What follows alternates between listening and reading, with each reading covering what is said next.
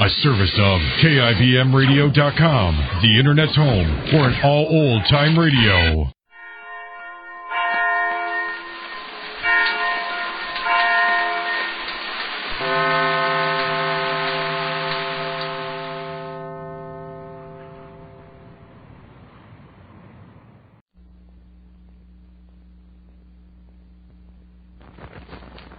Now, medical science offers you proof positive. No other leading cigarette gives you less nicotine, less throat-irritating tars than the new, smoother, better-tasting Raleigh. Yes, proof positive. No other cigarette gives you less nicotine, less throat-irritating tars than the new, smoother, better-tasting Raleigh.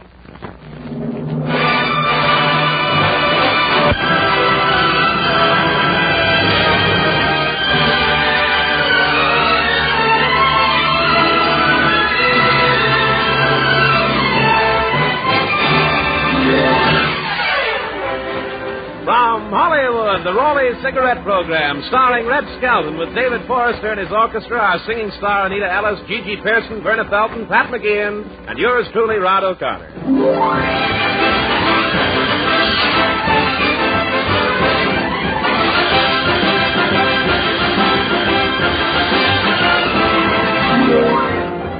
It's a pleasure to bring you Metro Goldwyn Mayer's popular comedian and the star of the Raleigh Cigarette Program, Red Skelton.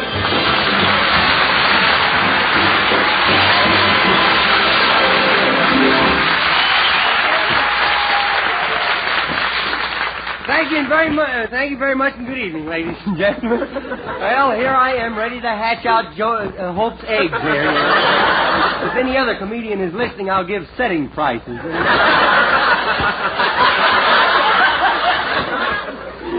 How are you tonight, Rod? You're looking swell. Oh, thanks, Red. During the past week, I lost 4 pounds. Well, I'm glad you found them again. What have you been doing the past week? I've been working spring cleaning. Well, I never know where to start with spring cleaning. Well, we always start by throwing out the Christmas tree. I never realized how dirty our house was until the dog came in trying to bury a bone in the rug. Did you scrub the place from top to bottom? Yeah, I even washed the wallpaper. I'll hang it back up tomorrow. Well, my wife wants me to repaper our game room. Do you want to help me? No, none of that amateur papering for me. I papered a room once, and to this day, they still don't know where the windows are. I'm proud of that. Now, painting is a lot easier. You know, I just painted our dining room red and white. Red and white. How'd it come out? Pink. Well, I'd like to see something you painted yourself, Well, Red. this happens to be a hand-painted necktie that I'm wearing. I did this myself. Say, that's pretty sharp. How'd you do it? Leaning over a can of wet brushes. Good evening, Mr. Skelton. Well, Portland.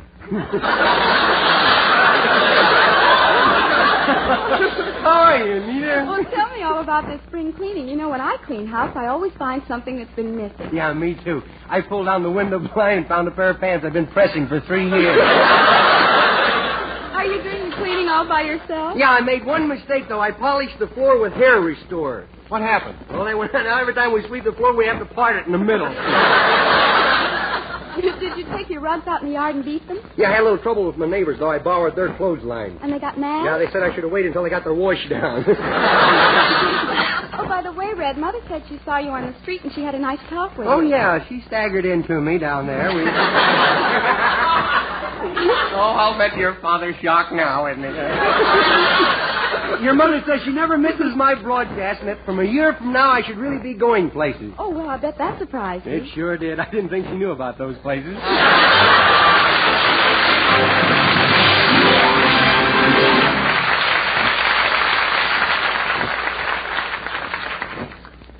Now, medical science offers you proof positive.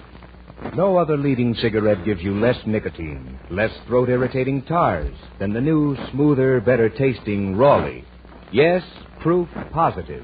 No other cigarette gives you less nicotine, less throat-irritating tars than the new, smoother, better-tasting Raleigh. Yes, scientific tests of America's 6 biggest selling brands based on a method used by the United States government. Tests certified by a jury of 14 distinguished doctors, including throat specialists, have proved conclusively no other cigarette gives you less nicotine, less throat-irritating tars, so no other is safer to smoke. Yes, Rawleys are right. Right for taste, right for throat. Enjoy Rawley's rich tobaccos. That smoother, more satisfying Rawley flavor. No other cigarette gives you less nicotine, less throat-irritating tars, so no other is safer to smoke than the new, smoother, better-tasting Rawley.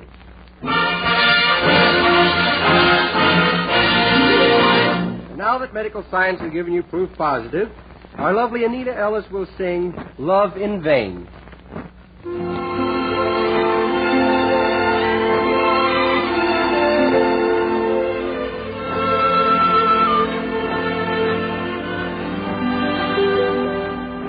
It's only human for anyone to want to be in love, but who wants to be in love in vain? At night you hang around the house and eat your heart out and cry your eyes out and rack your brain. You sit and wonder why anyone as wonderful as he should cause you such misery and pain. I know that I would be in heaven, but I'm only up a tree, 'cause it's just my luck to be love in vain.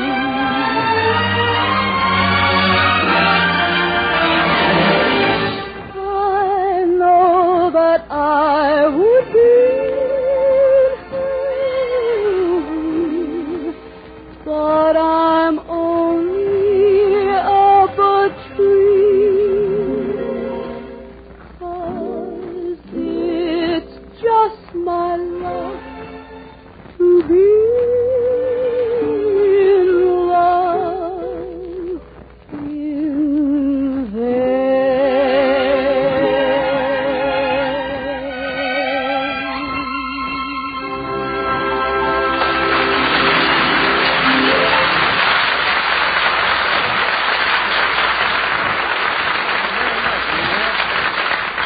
Ladies and gentlemen, we'd like to thank the Look magazine for the 2-page article in the current issue of Look magazine about the characters on our program. And tonight, the Skelton Scrapbook of Satire presents a story entitled The Dentist, or The Tooth, the Whole Tooth, and Nothing But the Tooth. Our characters are fictional. If there's any similarity to persons you know, they have DTD now, you know. How do you like it? I got it down now to initials, and I can't read that either. Chapter 122 is entitled... Fred Allen will love that. Chapter 122 is entitled The GI Dentist. Before a man is separated from the Army, he has to go through a complete physical checkup. That includes a visit to the dentist. And this is the story of J. Newton Numbskull.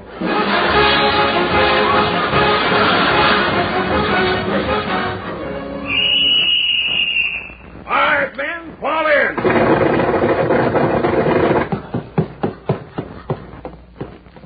You're late again, Numbskull. Well, it's not my fault. They didn't open the guardhouse until just now. Well, thank goodness this is your last day in the Army. You're going home. Yeah, home. Home to my little wife, to my mother-in-law. My mother-in-law. Hey, by the way, where do I go to re-enlist? Well, when you get out, Nudie, are you going back to school? I think I will. I'll take advantage of the government's offer there. I'd like to finish kindergarten myself. I thought you said you had a scholarship to Harvard Medical School. Well, I do, but they don't want me while I'm alive.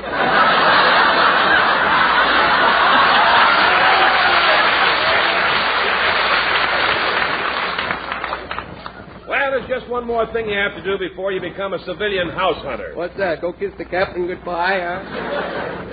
No, report to the dental clinic. You mean the house of Frankenstein? I'm not going. My teeth don't hurt. They will. Now, take this slip and report to the dental clinic. Oh, always ordering me around. You know the first thing I'm going to say when I get out of the Army? No.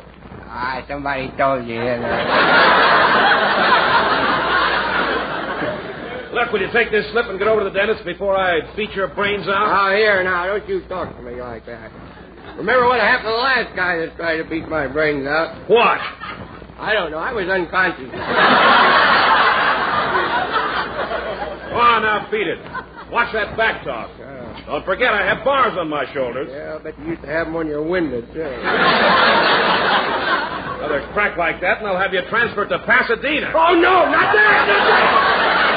I'll go, sir.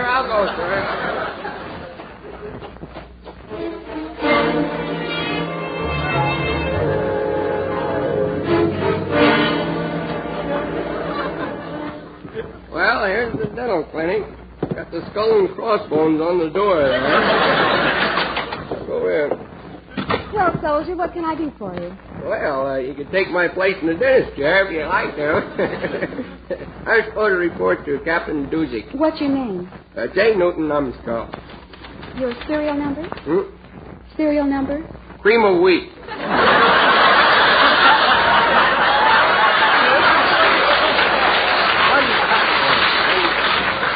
Your rank? Your rank. Very good. I'm a private. What branch of the service? Well, I was sort of a small twig in the field artillery, I guess. Oh, what do you do? Oh, I have a very important job. Really? Yes, I'll never forget Salerno. Every time the gun would fire, I ran over to the captain and put my fingers in his ears for him. How long have you been in the service? I've been in the service 4 years, 6 months, and 10 tons of spam.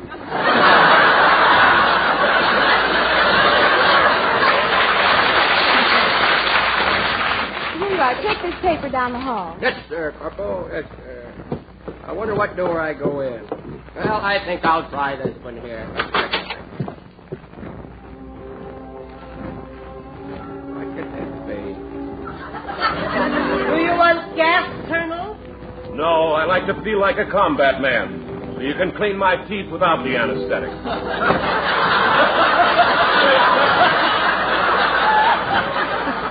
Well, that was for the officers. Let's see. Oh, here it is. Enlisted Men's Clinic. That will go in.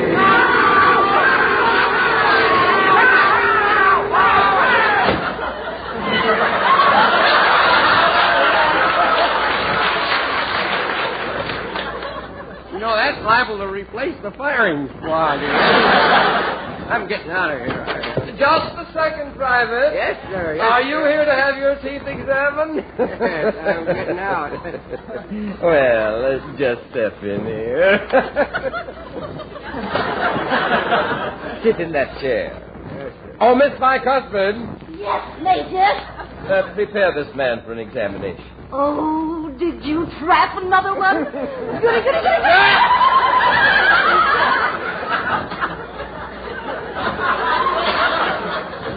Why don't you crawl back into your nightmare, huh? Nurse, how did the teeth look? Well, this one real molar doesn't look too good. Look, Doctor, see? Oh, yes. Yes, it does look bad. Get your head out of my mouth. I'll bite your ears off. Now, that tooth must be pulled. Now, open your mouth. We must fill that cavity. Wait a minute. I thought you said the tooth had to come out. I know, but I'll have to fill it first. Look, we can't waste any more time, Fireman. Yes, sir. Yes, sir. Here. That hurt. No. It's all in your mind. Well, if it's in my mind, it's your fault. You got the drill in the wrong place.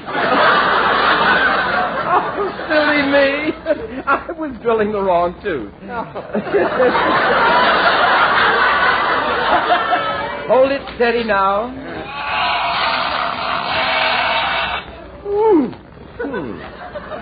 That's very strange. You have no filling, but I have some metal particles on my drill. That's my belt buckle.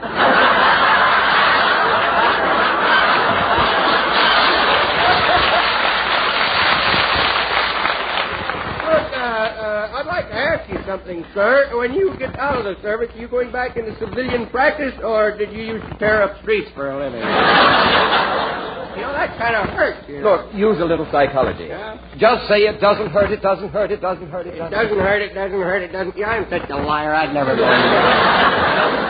Well, I guess I'd better pull it. Yeah. Here, I'll give you this tablet. It's a painkiller. Oh, are you sure it'll kill the pain? Oh, this will kill anything. It's pure arsenic. Well, isn't arsenic poison? Well, yes, in a way. 99 9/10 of the human race is allergic to it. You may be the 1/10 of 1% that arsenic won't hurt. Here. Take it. I know, that's gambling. Look, just hold your mouth open for 1 second. Okay, all right. I don't you hurt me. There. Now, did that hurt? No, not at all, but I could have saved you a lot of time. I could have just handed you my teeth. I'm wearing plates, you know.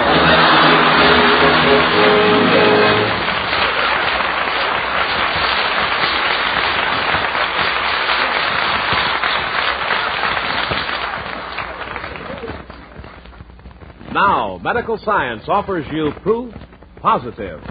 No other leading cigarette gives you less nicotine, less throat-irritating tars than the new, smoother, better-tasting Raleigh.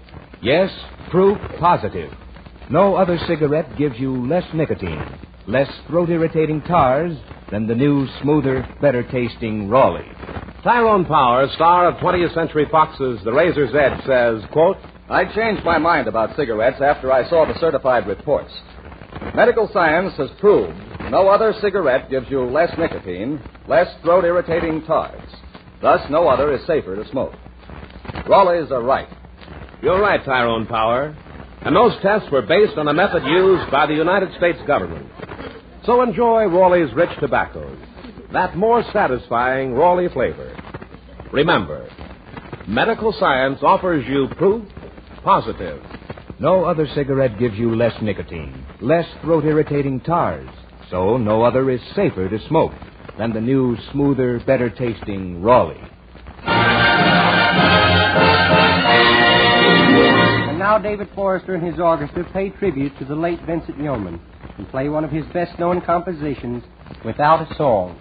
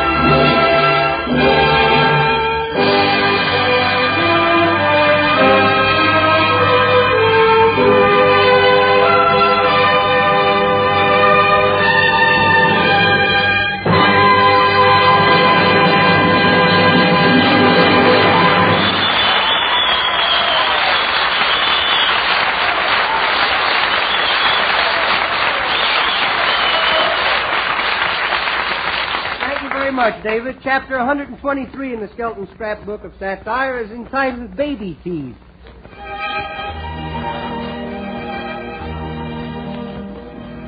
Most children become alarmed when they lose their baby teeth, but you've never seen anyone take it like Junior, the mean widow Kim.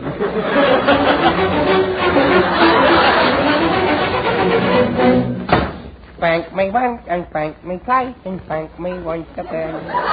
Junior, what are you doing? Better think fast, kiddo. She's closing in on you now. What's cooking in your widow head, kiddo? Junior, do you happen to know how my dining room table got scratched up? Yes, I was cracking walnuts with a hammer. Yes. And one of the walnuts died. If you have to crack walnuts, why didn't you use the nutcracker? Well, I couldn't find it, but I found something better. Look. Good heavens, my false teeth. Yeah, well, they work just like a charm. What, you put a walnut between the uppers and the lowers, and then you press like that. Give me those teeth. Well, don't hit me. I didn't know I would hurt them. Goodness, they look so friendly in the glass, smiling at me. Goodness, I didn't know I was going to hurt them. Junior, you drive me to distraction. Is that near Glendale? There'll be no more foolishness. Oh, no? Now, where are the rest of the walnuts? There's your sack. Junior, there's nothing in here but shells. Well, goodness, you didn't expect me to eat them, too, did you? Not a termite, you know. Well, where are the other 12 pounds? They're close to me heart. In me tummy there. Junior, you couldn't possibly have eaten all those. You'd be sick. Who says I ain't? Then I'll get the castor oil. I says I ain't. Hey, would you like one here? Let me crack it for you. Yeah. Don't crack that with your teeth. You'll break one of them. No, it's okay. They're soft shells. Look. Some of them are tougher than others, you know. Now look at you. What's that? Your front teeth are gone. What? No. Wait a minute. Let me see. Oh, goodness, look at that gap in me yap, will you? Yes, you go. For now, I'm going to have to buy bubble gum already broken in. Oh, well, they were only your baby teeth. Well, do I get some new ones, or are you going to cut down an old pair of yours for me? Would you please hold still and let me look in your mouth? Okay. I'm proud of that. I wasn't in there, was I? You have one tooth loose. Oh, really? What's all the commotion about? Hey, look, Beth, no teeth. Look, one loose, look. Did you hit him, Verna? It wasn't my fault. He was using his teeth for a nutcracker. He's smart little scamp, ain't he? Well, he doesn't take after my side of the family. He certainly doesn't take after mine. There they go, choosing up sides again. Hey, what about me loose tooth? We'll have to go and have it pulled out. Yeah, well, you two go ahead. I got something else to do. Why go to a dentist? We'll just tie a string around the tooth and pull it here. It's the easiest thing in the world. Oh, no, you don't. You're not going to pull my widow teeth. Now, look, it won't hurt. No? Where's the string? I got one in my pocket. It's got me frog on the other end of it. But you're not pulling me tooth, though, you know. Junior, listen to Grandma. It won't hurt. It's got to come out. You might swallow it. Well, then I can swallow me food whole and then jump up and down real fast, too. Here, open your mouth. Yeah. Oh, my. Aren't you a sight? Yeah, my mouth looks like a picket fence with the gate open, don't it? Hey, if I let you pull it, will you give me $1 so I can get me some false choppers, you know? False teeth for $1? Sure. Didn't you ever heard of buck teeth? Well, let's tie the string on it here. Okay. That string will hurt me, too. No, it won't. It will not. Now, look, I'll tie it on my tooth and show you. So tie it on your There. Yeah, what you going to do after you get the string on your tooth, though? Oh, just give it a little yank. You mean like this? Oh. Great Scott, he pulled my tooth out. Hey, look, Grandma, now I can be an elf. Junior! Now, don't scold the child. That was your own idea. Yeah. Here, now, let's tie the string around your tooth, Junior, so you can pull it yourself. No, I'm not that brave, I'm not. Oh, I thought you were the bravest boy on the street. Well, it is. It took a lot of courage to tell a lie like that, you know. Then I'll tell you what. You go to sleep, and when you wake up, it'll be gone. You mean you wait till I go to sleep? Yes. And then like a real dentist? Yes. And then when I sleep, you're going to pull it? Yes. I'm not sleeping. Well, shall I tell you a story? You mean a fairy tale? Yes. No, I don't believe that stuff. I like them stories like, I smell of blood of an English man. Be he alive or be he dead, I will take thee home to make me a little loaf of bread. I will crump them up in my fingers and I will go. What's the matter? What's the matter? I scared myself.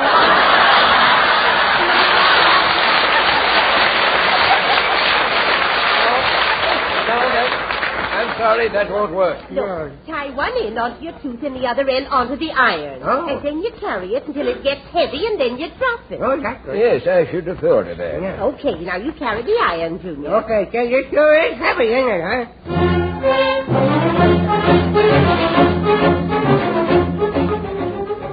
He's been carrying that iron for 30 minutes. Junior, aren't you tired yet? Yes, I is. I can't hold it much longer, Cadell. Here it goes. Did you have to drop it on my coffee table? No, let's not scold the child. Remember, it was your idea. Oh, boy, this is fun. You can get away with murder when they suggest something, you know. Now you're going to get it. No. Are you going to be good? Yeah, but keep it up. You're jarring me too loose. Junior, I'm not spanking your head. There must be a connection there somewhere, you know. Every time you let loose, me tooth gets looser. Oh, there it goes. What was it, a boy or a girl?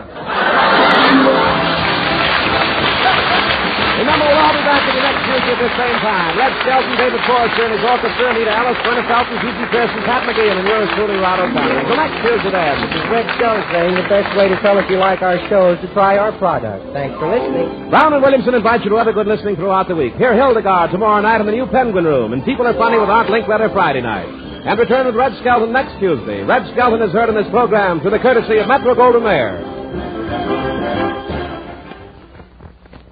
Sir Walter Raleigh, the pipe tobacco that rates superior on all 5 counts. Check them. A rich, ripe, full-bodied, burley blend. Sir Walter Raleigh. Mellowed with rum for extra smoothness. Deep down, satisfying goodness. That's Sir Walter Raleigh. Clean smoking all the way down. No soggy heel. Leaves only a clean, dry ash. And that's Sir Walter Raleigh. Crimp cut for slow, even, cool burning. Yes, Sir Walter Raleigh. The brand of grand aroma keeps home sweet home. It's Sir Walter Raleigh. Sooner or later, your favorite tobacco. Yes, a favorite in the Army, Navy, Marines, and Coast Guard, with men everywhere who appreciate quality pipe smoking.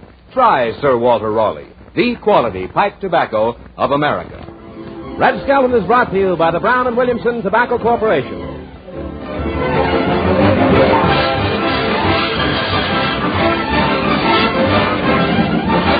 This is NBC, the National Broadcasting Company.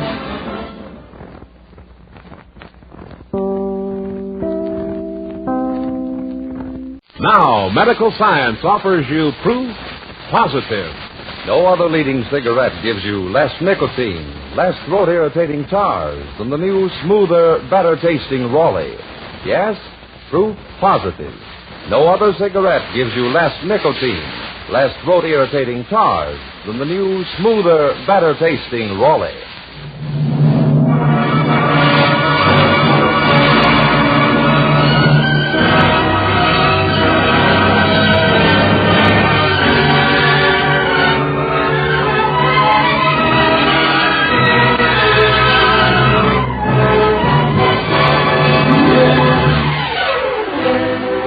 From Hollywood, the Raleigh Cigarette Program, starring Red Skelton with David Forrester and his orchestra, our singing star Anita Ellis, Gigi Pearson, Verna Felton, Pat McGee, and yours truly, Rod O'Connor.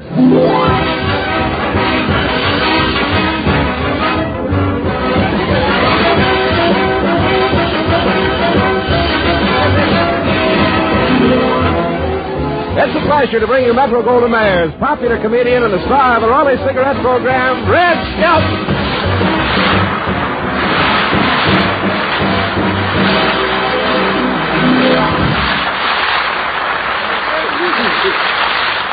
Thank you very much, and good evening, ladies and gentlemen. This is Bob. If you don't use Pepsodent with Irium Miriam, like all your teeth... Oh, wait a minute. Somebody's giving us the wrong script here. I think the sponsor did that. He likes Hope stuff better, you know. Well, let's get on with the dull stuff, huh? Yes, another broadcast has rolled around. Now, how do you feel tonight, Rod? Oh, I feel just like Chicory Chick. Well, let's turn out the lights, lay our eggs, and get out of here. I'm proud of that. Well, say, Red, what was all the excitement with you up there on Hollywood Boulevard? Oh, nothing much. I was carrying a few bundles under my arms, and suddenly my belt broke. Well, what happened? Well, I did a juggling act for about 10 minutes, and when I finished, I was carrying my pants and wearing 3 large avocados. I was out buying some clothes for my brother. We thought he was getting out this week, you know. Oh, didn't your brother get home this week? No. For a while it looked like he'd make it, but then the Marines and the warden moved in with bazookas.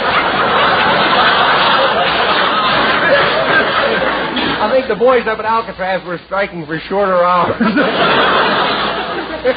Hello, Red. Oh, hi, Hello, Anita. Hello, Anita. Red, I want to thank you for the wonderful evening at the amusement pier. Oh. And, I like your girl. Oh, yeah, but that place is no place for her. She's too heavy, you know. Every time she stood on the beach, the tide came in. Well, how were things down at the beach? Oh, same old way. There's one thing I can't figure out, though. What's that? The new bathing suits the girls are wearing. Yeah? I don't know if there's less to them or if they're just putting more into them. Well, did you take in any of the amusement? No, they ran too fast for me. No, I mean, did you try any of the games on the Midway? Oh, yeah, I was pretty lucky, too. I won a 10-cent ashtray for $30. You should have gone with Anita and I on the roller coaster. Huh? Oh, we did have fun, only I'd be more at ease if I hadn't tried to put your arms around me. If I hadn't tried to put my arms around you? If you hadn't tried to put your arms around me. Well, read it. It's in English. It's right there. Go right ahead. You want to try it again? If you'd like. Yeah, we got I'd be time. more at ease if you hadn't tried to put your arms around me. Well, I didn't mean anything by that. All the fellas put their arms around the girls when they go on the roller coaster. Not if the girl is 3 seats ahead. Yeah. You proud of that? Yeah.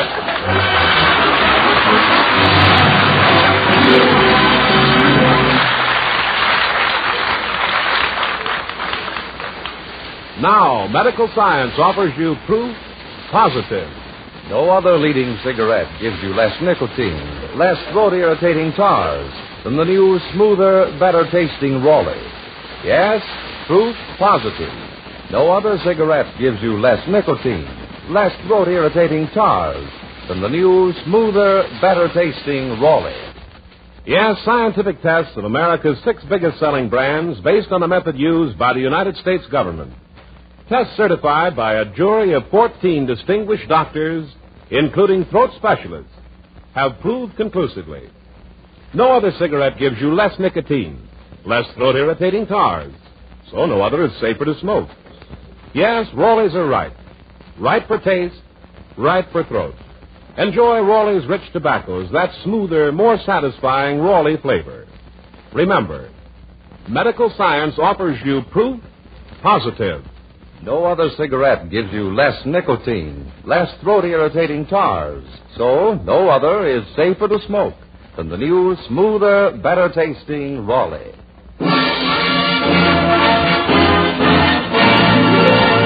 And now from the new Broadway hit, St. Louis Woman, Anita Ellis will sing Come Rain, Come Shine.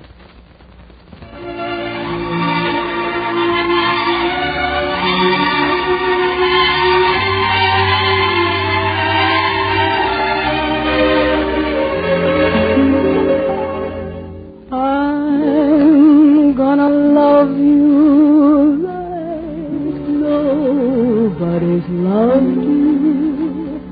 Come rain or come shine. High as a mountain and deep as a river. Come rain or come shine. I guess when you met me, It was just one of those things. But don't ever back me, 'cause I'm gonna be true if you let me. You're gonna love me like nobody's loved me, come rain or come shine. Happy together, unhappy together, and won't it be fine? Days may be cloudy or sunny, we're in or we're out of the money, but I'm always with you. I'm with you, rain or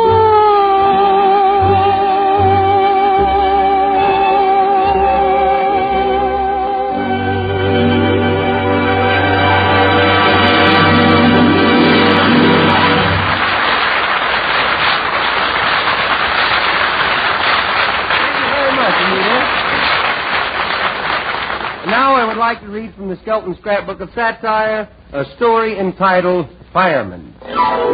Our characters are fictional. If there's any similarity to persons you know, don't be alarmed. They have possibilities of developing into a total stranger. Chapter 126 is entitled Child, Save That Fireman. The life of a fireman is exciting when first he's a rookie, then he's assigned to a suburban station, then he's moved downtown. And this is the story of Willie Lump Lump, the fireman who made good the hard way.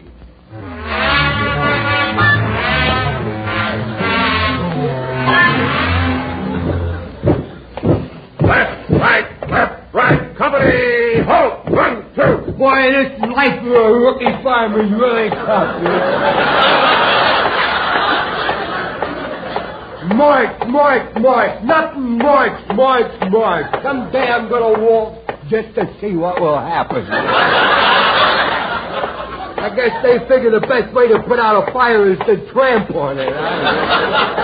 Lump, I said company, halt. I ain't company, I live here. You're terrible, Lump. Yeah. You can't even keep in step with yourself. Oh, I wouldn't say that. Where'd you learn to march like that? I was a lieutenant in the Army. What am I doing that's wrong, huh? You're on your hands and knees. Well, I was with the Canine Division.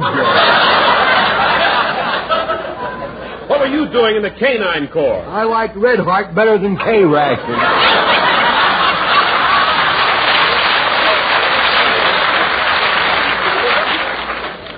Well, snap into it. If you're going to be a fireman, at least try to look like one. Now, put your helmet on. I ain't going to wear it. It's too big for me. It's the smallest size we've got. What size head have you? Well, you've heard of 7 1/8 and 6 1/8? Yes?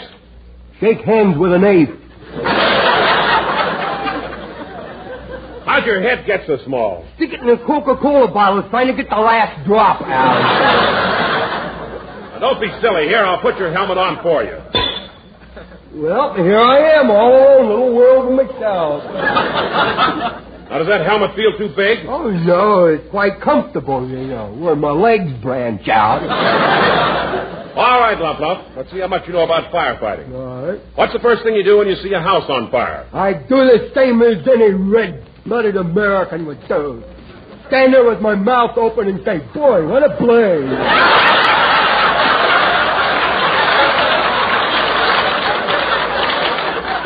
No. Yes, I would, too. Well, what about women and children first? That's kind of risky, ain't it?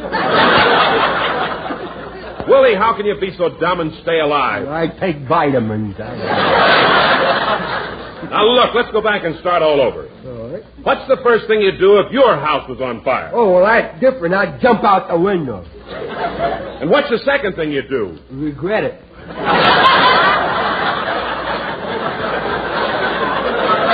My room's on the 10th floor. Now, ma'am, attention. I I'm proud to say that you've all passed your fireman test. Oh. You'll now receive your uniform and be assigned to a suburban station. Me too. Yes, you can be a mascot.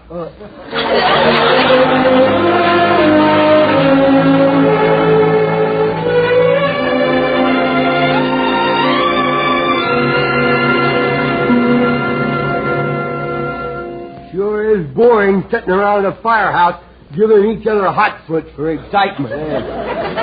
Why don't you read the book? I just finished the book. I don't think another book can ever top it. What was the name of it? Oh, Forever Mother Goose.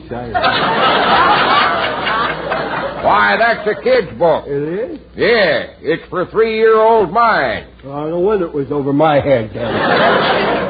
How about another game of checkers? I will not. You're playing with marked checkers, you are. All right. Then how about a little gin? Yeah. Rummy. Oh.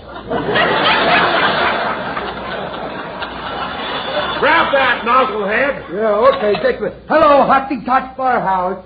We'll go to blazes for you. What's that, your house is on fire? Sure. Well, thanks for that mighty neighborly of you. Goodbye now, ladybug.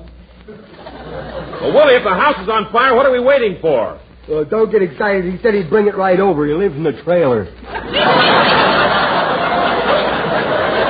I'll be a gypsy, I guess. I guess. We don't ever get to go to any real fires anymore, do we? Well, we've had some mighty big fires in this district. Yeah. Remember the night the burlesque show caught on fire? Yeah, I rescued that fan dancer 49 times.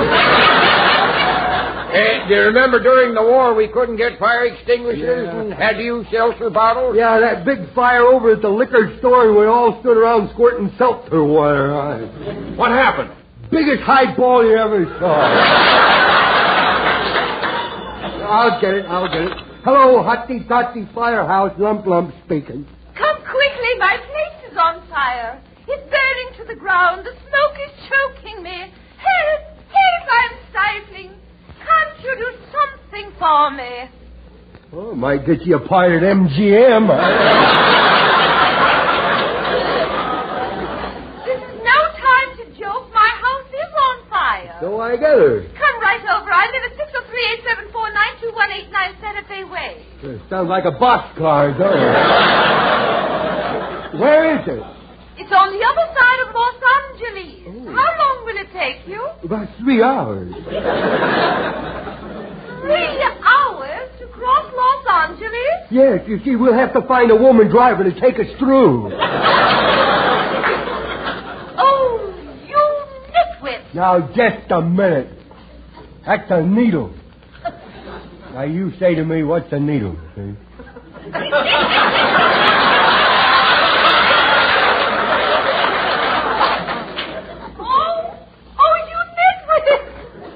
That's a needle.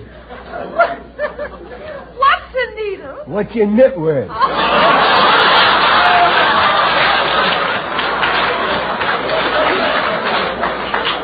you better come right away, or my girls' school will burn to the ground. Well, let it burn. As far as I'm concerned... Girls' school, huh? Yes, girls' school. I thought you said girls' school. Otherwise, my nostrils wouldn't be snorting. Hey, fella, there's a girls' school on fire. Let's go. Go! Somebody stepped on my fire bag. Well, don't be silly. It's on your chest. That's what I said. Somebody stepped on my fire bag. Come on, let's go. Hey, shall we stop over at the Boy Scout headquarters? That kid never did bring that axe back. Come on, I'll drive. I know a shortcut across Los Angeles. Hey, boy, this is fun, huh? Stop smiling, Willie. People are looking at you. You're supposed to be serious. Oh. Be careful. That car in front of me ain't going to pull over. I'll teach them not to give a fire truck the right of way.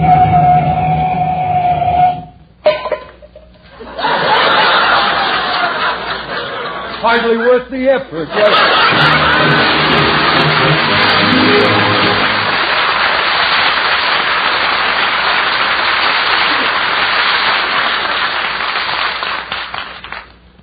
Now, medical science offers you proof positive. No other leading cigarette gives you less nicotine, less throat-irritating tars than the new, smoother, better-tasting Raleigh. Yes, proof positive. No other cigarette gives you less nicotine, less throat-irritating tars than the new, smoother, better-tasting Raleigh. Byron Nelson, America's #1 golfer, says, quote, It's true. I've studied the certified tests with my own eyes. Medical science has proved no other cigarette gives you less nicotine, less throat-irritating tars. Thus, no other is actually safer to smoke. So Raleigh's must be right. You're right, Byron Nelson. And those tests were based on a method used by the United States government. So enjoy Raleigh's rich tobaccos, that more satisfying Raleigh flavor. And remember, medical science offers you proof positive. No other cigarette gives you less nicotine, less throat-irritating tars. So, no other is safer to smoke than the new, smoother, better-tasting Raleigh.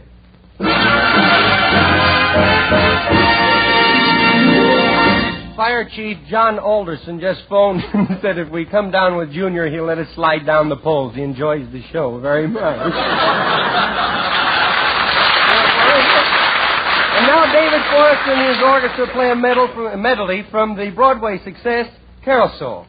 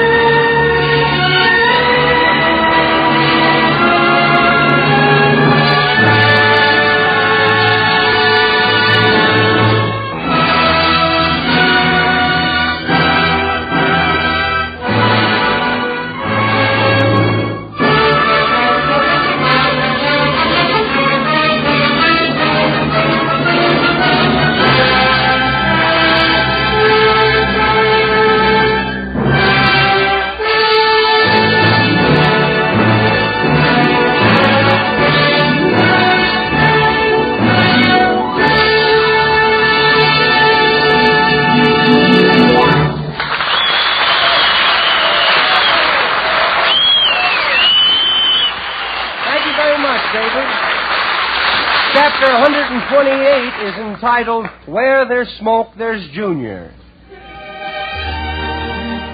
All children should learn that it's dangerous to play with matches. This is a very easy point to get across unless your child happens to be Junior, the mean widow king.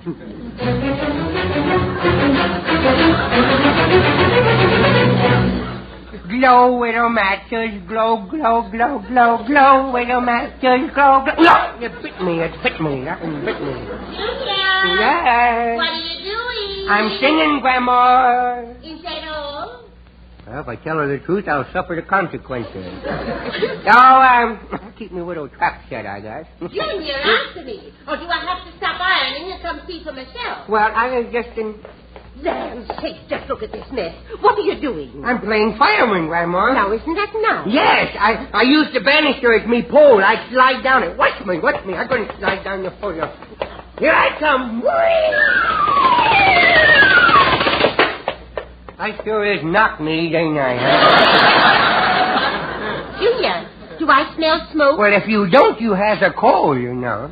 Junior, did you start that fire in the fireplace? Yes, but I put it right out again. Where did you get the water? From the goldfish bowl. What about the goldfish? They didn't like it. In fact, they got burned up about it. How many times have I told you about that? Why do you play with matches? Because I don't have a blowtorch, that's why. Junior, you come over here this minute. Hey, is you brushing your hair, Grandma, or are you waving that thing at me? You must be taught a lesson, so bend over, young man. Well, how do you expect me to learn anything when you teach me on the wrong end?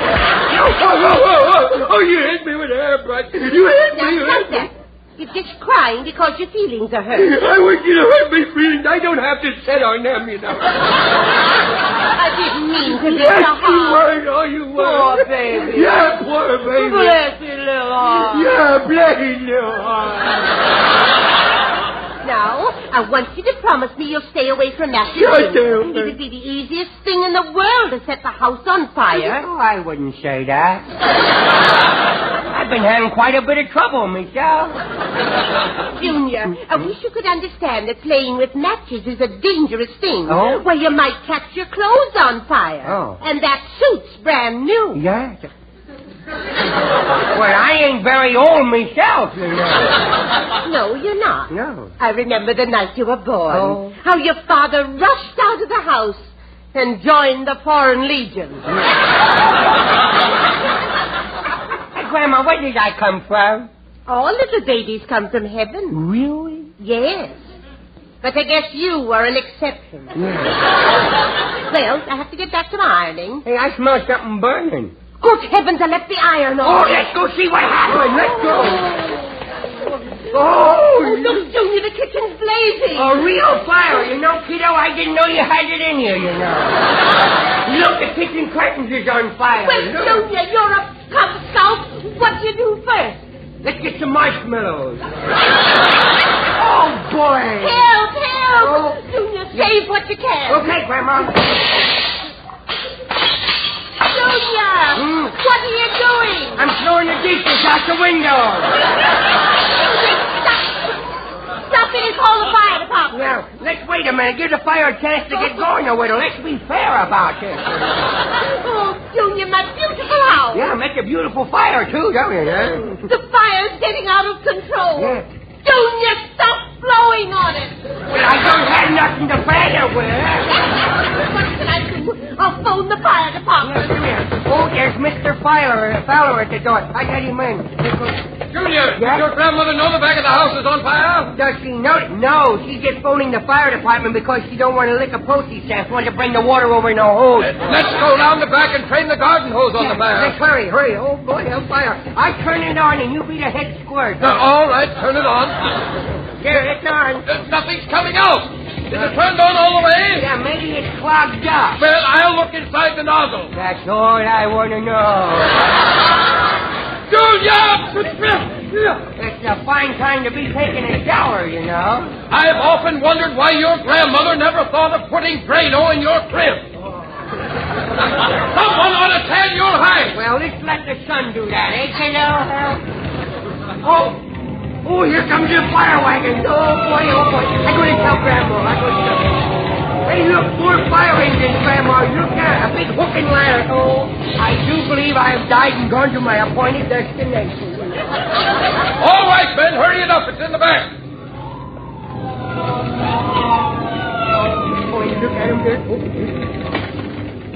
Out of the way, kid. We'll take care of it. Junior, out of the fire chief's way. Yes. Yes, out of the house, everybody. Come on, everybody out. You can't put us out like this. You gotta give us 30-day notice. Look, kid, the house is on fire. It's dangerous to stay inside. I want to stay in where it's dangerous. I want to be in the fire, the smoke, and the fumes. Now everything's falling down, the rafters blazing, the ceiling failing, and the walls tumbling over. Where's the door? Where's the door? What's the matter, Junior? They scared me, sir. How's the fireman doing? It's okay, madam. The fire's out. Not too much damage done. No. Chief, I want to thank you. Well, you're welcome. Now, let me take a look and see what caused it. Junior, that should teach you a lesson. I did. That just goes to show you playing with matches. Children should learn to be cautious and listen to their parents. Yeah. Lady, that fire was started because you didn't turn your iron off when you left it. The ironing board caught on fire and spread to the curtains. Oh. What were you saying, Grandma? Sometimes I think you grown-ups are more careless than children. Yes. You think I ought to go get the hairbrush, huh? I suggest, madam, when you lecture about safety precautions to your youngsters, that you practice what you preach. Yes. Okay, men, let's go. Yes.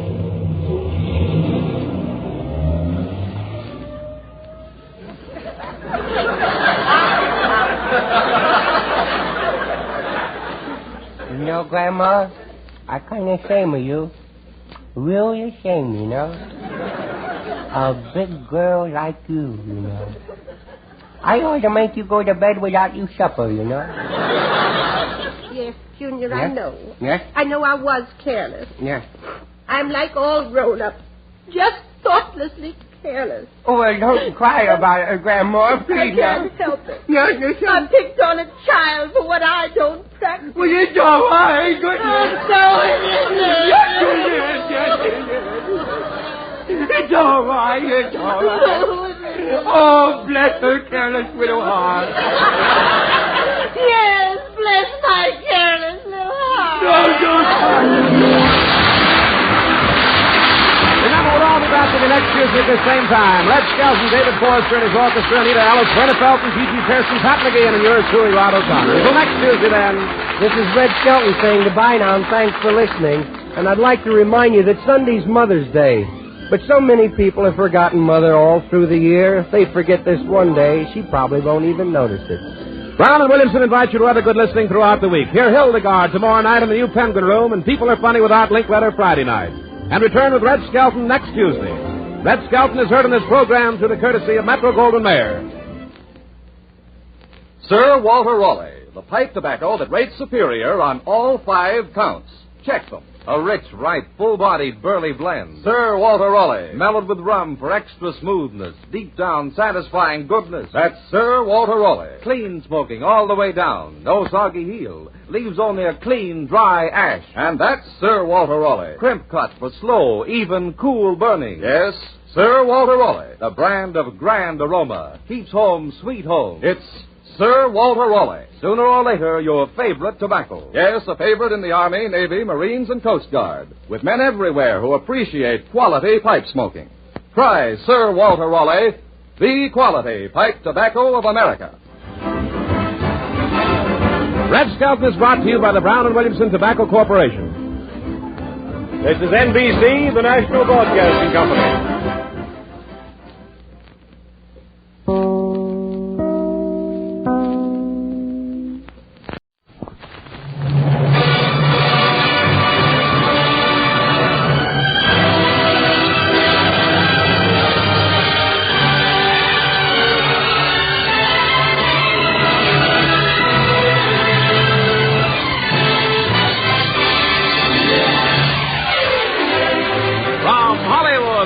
Cigarette Program, starring Red Skelton with David Forrester and his orchestra, our singing star Anita Ellis, G.G. Pearson, Verna Felton, Pat McGeehan, and back from the CBI, our guest, Wonderful Smith, and yours truly, Rod O'Connor.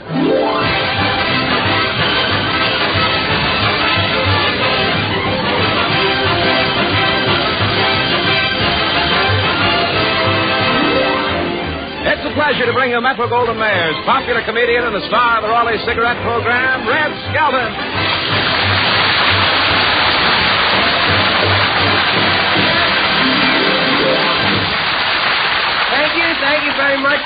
evening, ladies and gentlemen. Well, spring is here, you know. Yeah. Everyone's glad spring's here, too. I was over at Griffith Park this afternoon, and even the benches applauded.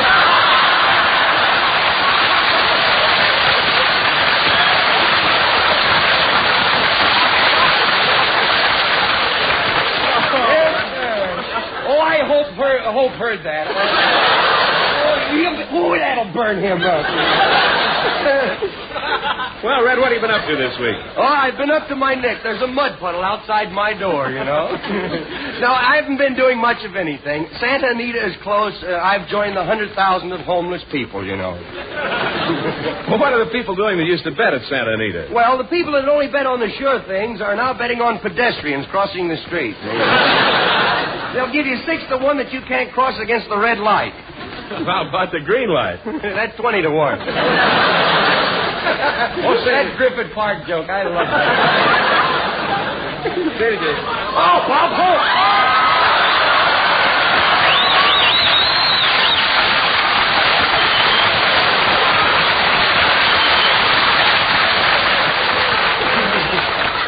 Yes, sir, it's really spring. I know it's spring. I went by Griffith Park this morning while the benches were applauding.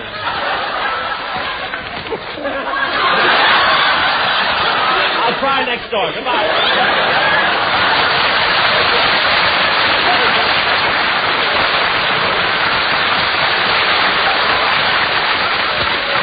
Hey, Bob, why don't you try the 4 frost warnings? They come on next. Oh, there's a great guy. After all these years, I've been following Hope. They say after there's no more hope, then comes Skelton. Oh, say, Red, did you see the write-up you have in Screenland Movie Magazine? Oh, yes. They got a color picture of you in there. It's really something. Oh, well, don't let that picture fool you. Down deep inside, I'm not healthy at all. In fact, I took off my shirt, and I was hissed out of the white MCA. The Cub Scouts were in training there. Well, why don't you see a good doctor? Yeah, I did. He's very modern. He don't say stick out your tongue. He just shows you his bill and it falls out. Well, what does the doctor charge? Oh, $1,000 a visit. Does anyone pay it? No, but he just likes to see their tongues fall out. Well, what did the doctor say is wrong? Well, he said I had a falling stomach. Of course, I didn't believe him until I tripped over it going out the door. Well, you know, the best way to find out if you're really healthy is to try and buy life insurance. I did. No soap? No life. Well, David. Good evening, friends, and the world listening. David, the way you read clean lines is a dirty shame.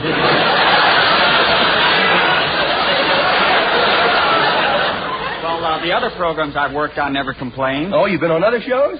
Yes, but the part wasn't very big. I was Ma Perkins' husband. Oh.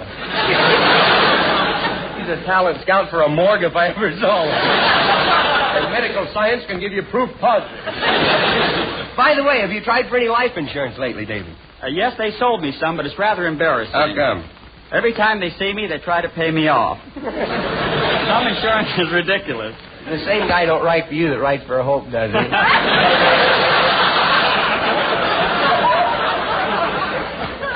That's so ridiculous. No, I didn't think so either, the way you stood over there to read that line. Well, say, do you know how many people were killed last year in bathtubs alone? Well, how else can you take a bath? I have a good policy. You pay 2 cents a week, and I get $50,000 if I'm ever killed by a baby crossing the street. And if it's at noon and I'm wearing yellow socks, it pays double.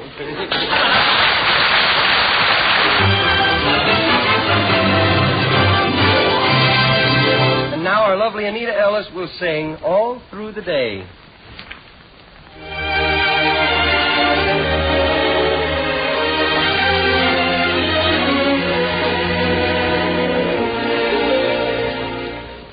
I sit alone in the golden daylight, but all I see is a silver sky. For in my fancy I sweep away light and keep my image of the sky.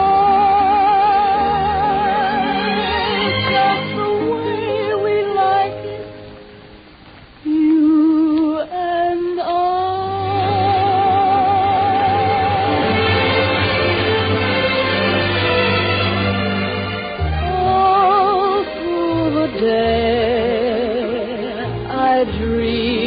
about the night. I dream about the night here with you.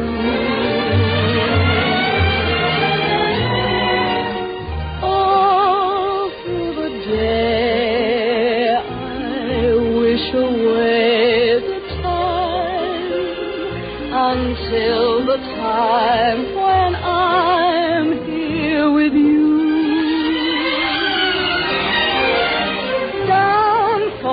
The sun, I run to meet you. The evening mist melts away. Down smiles the moon, and soon your lips become the kiss I dreamed of.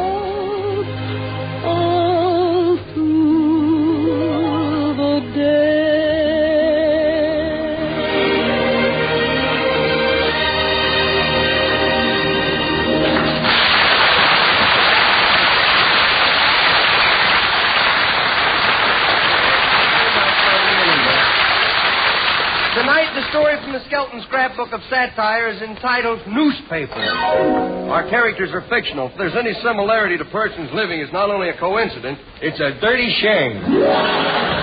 Chapter 105 is the story of Deadeye, and a Western newspaper that's trying to clean up a city of crime.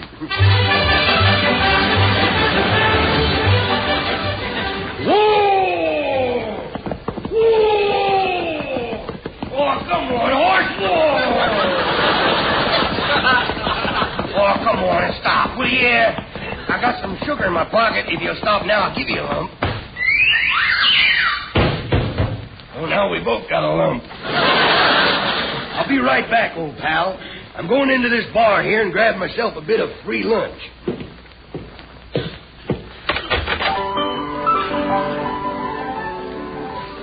Well, bartender, I don't care much for this free lunch. I got something stuck between my two front teeth. Can't get it out.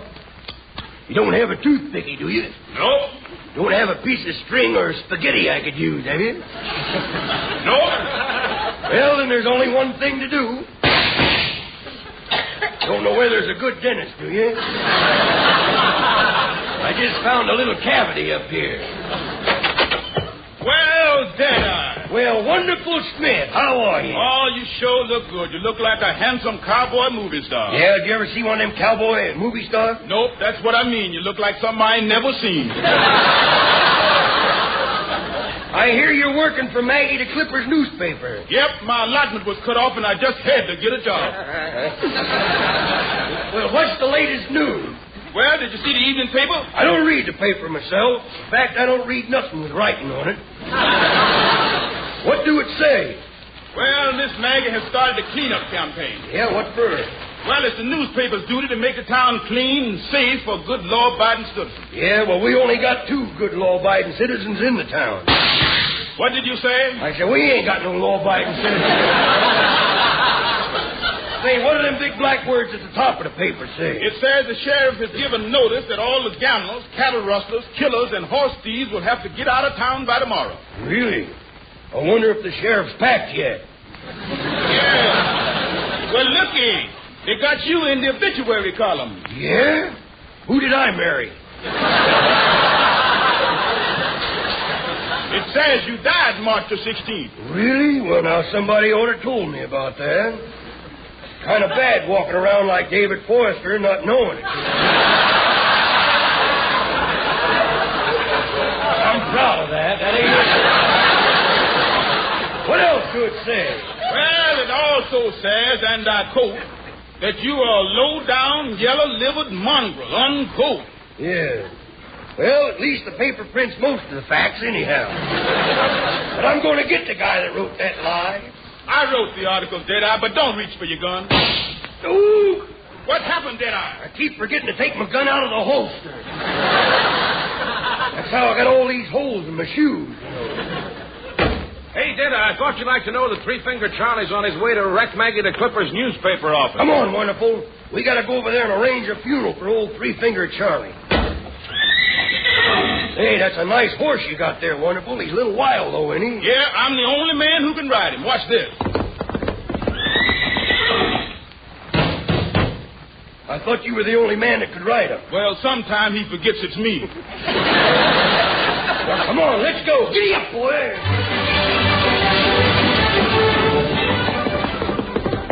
Whoa!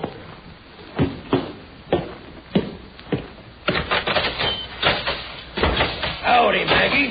Hello, Deadeye. Hey, hold up fast. Maggie, it's been a long time since I've seen a beautiful woman. Really, Deadeye? Yeah, you don't know where I can find one, do you?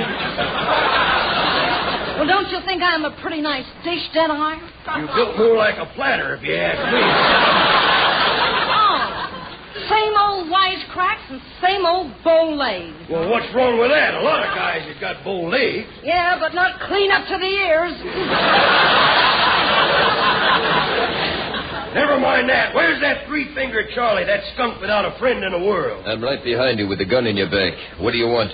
I want to tell you got a new friend. I thought I killed you once. How could you? You only shot me in the head. Bullet's still going around looking for something to hit, you know. Three-finger, we're going to run you out of town. The people say you're a crook. Never mind the details. I don't like details myself. Now, what are you going to do? Yeah? And be careful how you answer, because you're talking to the best shot this side of Earl Flynn.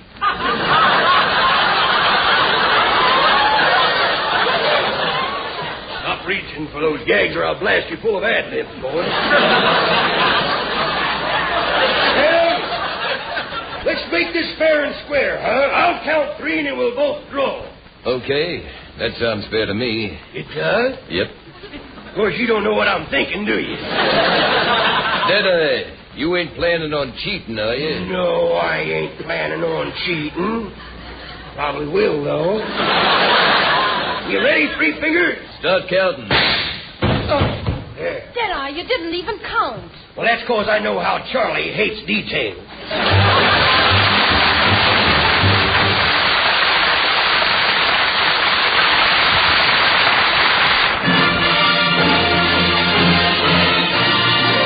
And now David Forrester plays one of his own compositions by Tchaikovsky. Pop Goes the Weasel.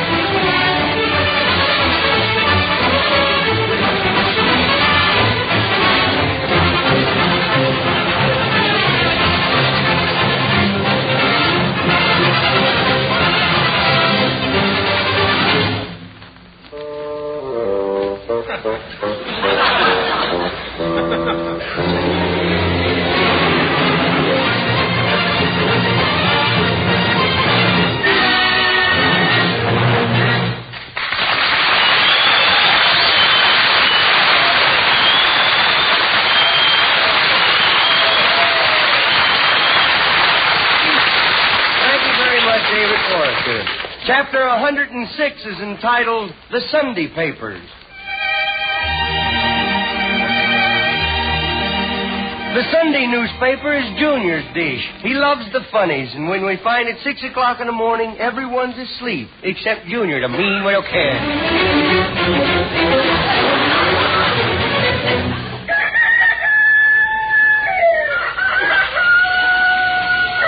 Well, either it's time to get up or the mohin to push him out of bed again. Hey, Grandma, are you awake?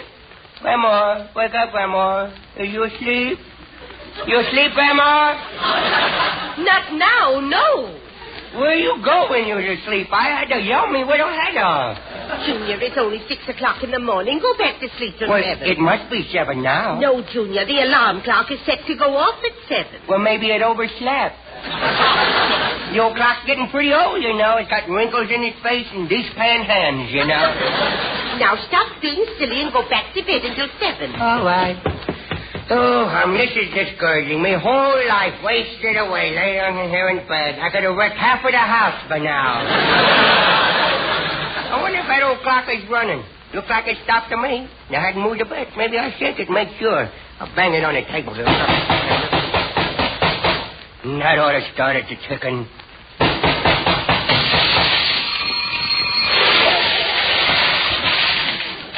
Just as I thought, it's busted.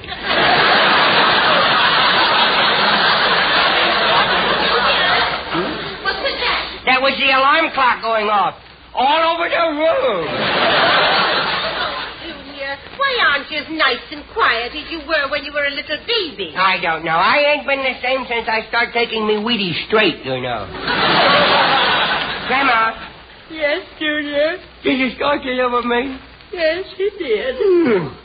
What did he get for it? 30 years. Yeah.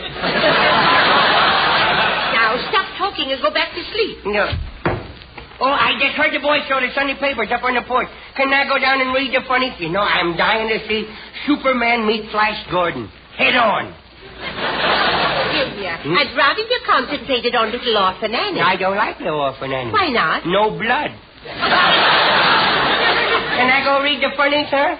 All right, you win, but behave yourself. Well, don't I always behave myself? No. Well, then why do you bother asking me to do it for? Can you get out of your sleepers all right? I've been out of them for an hour. Last night I dreamed that I was trapped in a fire and I escaped through the rear exit. Hey, what shall I wear today? Put on your nice Sunday suit, Junior. You mean the black one? Yes. Made of velvet? Yes. With the pearl button? Yes. The moth ate it. Then you'll have to put something else on. Yeah, I put on my play suit, the one with the steel knees and the asbestos lining in it. Go read the funny papers and let me rest. Okay. Now I'm going to slide down the banister so I won't wear out my shoes. Junior, what happened? You know that vase with the flowers in it? Yes. But the flowers are still okay. How about the vase? I think it could use a broom. Junior, dear, come upstairs to your grandmother a minute. Nah. I don't like that hairbrush tone in your voice.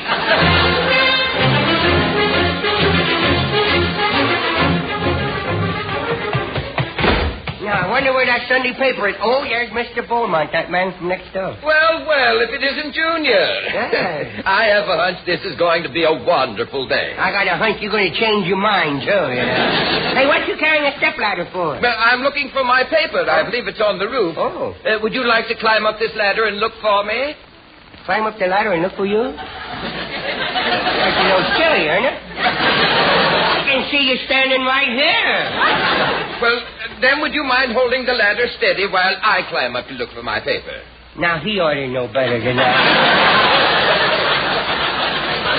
Okay, go ahead, boy. If your insurance company would hate me if they only knew what I'm thinking, you know. Now, hold the ladder steady now. Yeah, Mr. Beaumont, don't you owe me a quarter? Why, of course not. Why would I owe you a quarter, Junior? For saving your life the time you was about to fall over the stepladder. You never saved my life, and you know it. Junior, stop kicking that ladder. I may fall down and break my neck. It'll take you a long time to catch on, kiddo. All right, you win. Here's your quarter. Thank you, kiddo. You should be ashamed of yourself. I am. I should have asked for $50. I'd like to get my hands on the guy that introduced your mother to your father.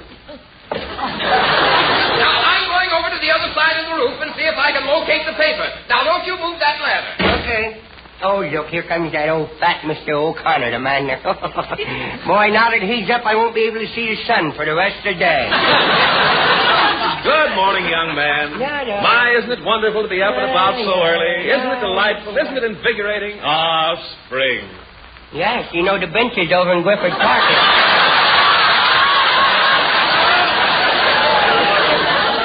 Well, let's not get sickening about it, though, you know. What did you say? I said they're paying 2 cents a pound for waste fat down at the meat market. 4 cents.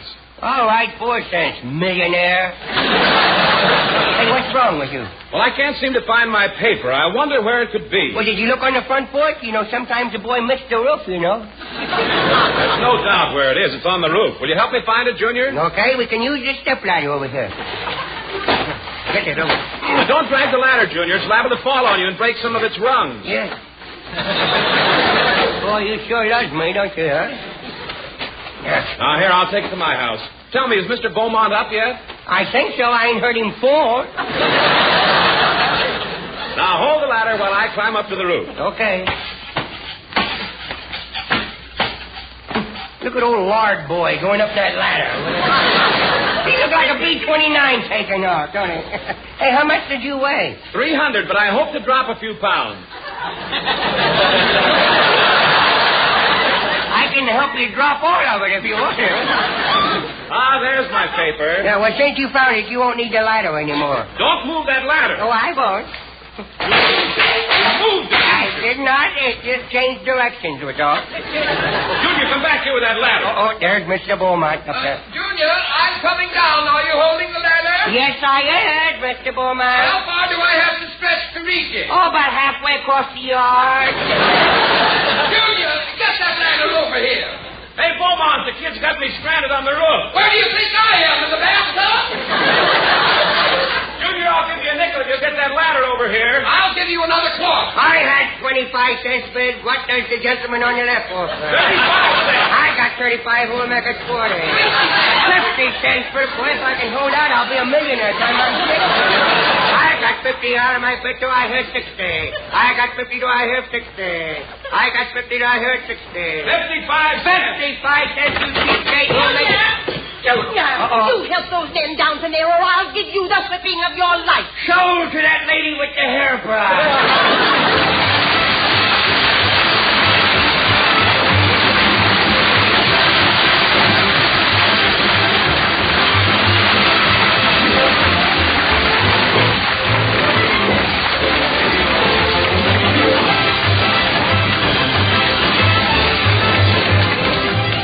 Remember, we'll all be back with you next Tuesday at this same time. Red Skelton, David Forrester and his orchestra, Anita Ellis, Verna Felton, Gigi Pearson, Pat McGeehan, and yours truly, Rod O'Connor.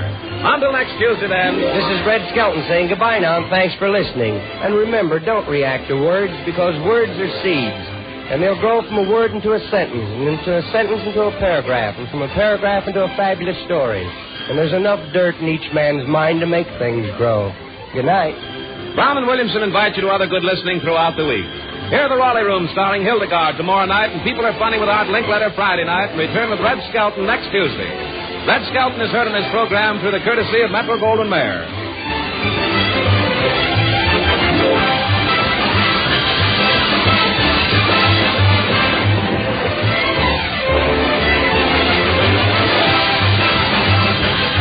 Red Skelton is brought to you by the Brown and Williamson Tobacco Corporation.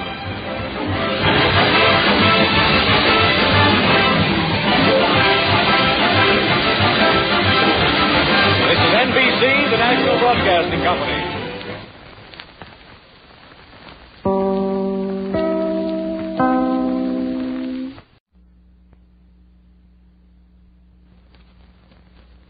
Now, medical science offers you proof positive. No other leading cigarette gives you less nicotine, less throat-irritating tars than the new, smoother, better-tasting Raleigh. Yes, proof positive. No other cigarette gives you less nicotine, less throat-irritating tars than the new, smoother, better-tasting Raleigh.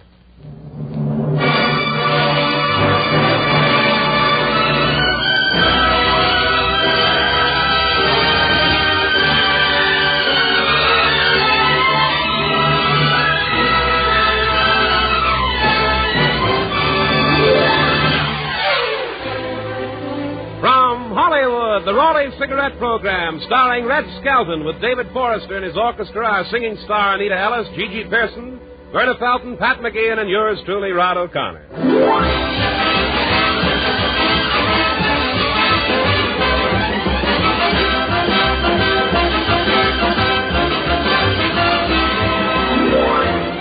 It's a pleasure to bring you Metro-Goldwyn-Mayer's popular player and the star of the Raleigh Cigarette Program, Red Skelton.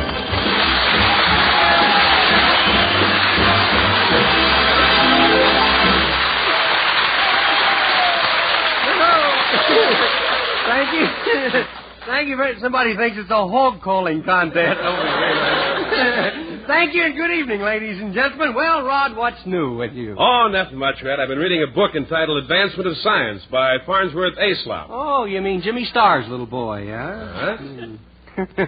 Any good? Oh, yes. Say, did you know, scientifically speaking, that love is merely an increase in blood pressure and pulse rate? You can get the same effect by touching your toes 10 times. Oh, come now. Surely you've left something out. And you know, until I read that book, I never realized how amazing mechanical inventions are. Oh? Take my electric toaster, for instance. Oh? Or take my record changer. Or take my typewriter. You got any white shirts? I'll have to go get my truck. I can't just haul away. You know, the two greatest scientific advancements are plastic surgery and television. Oh, well, they go hand in hand. You know, when television gets in, I'm going to need plastic surgery. Well, I won't need plastic surgery. You'll need a girdle. Either that or they have to show you in sections. I can just hear a program coming on now and saying, "Good evening, ladies and gentlemen. We now present Rod O'Connor in 10 episodes." See, I couldn't get it all in myself.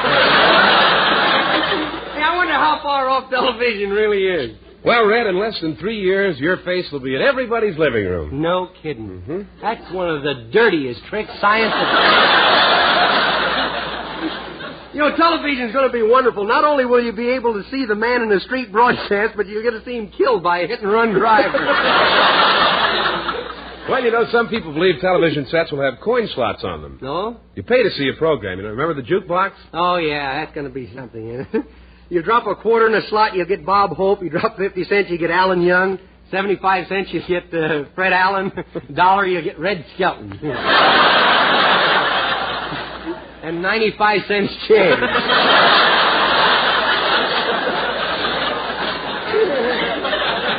You know, they're also working on an invention where you can drop a dime in a slot and get a sample of the product you're listening to. Oh, well, now that's really going to save a lot of people from running down to the corner drugstore in their pajamas, you know. They always say, get that tonight, you know. Can you imagine listening to some face cream program, see, and you drop a dime in the slot, and Lord Esther's wife lets you have it right in the kitchen.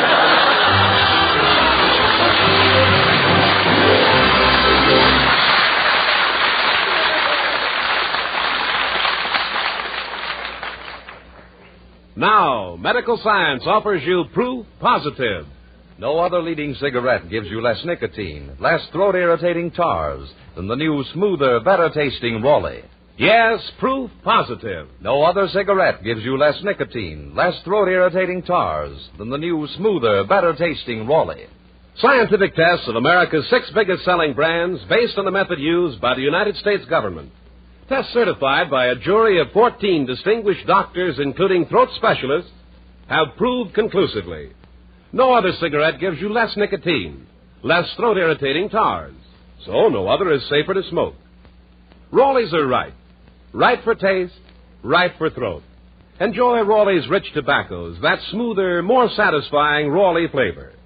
Remember, medical science offers you proof positive. No other cigarette gives you less nicotine, less throat-irritating tars. So, no other is safer to smoke than the new, smoother, better-tasting Raleigh.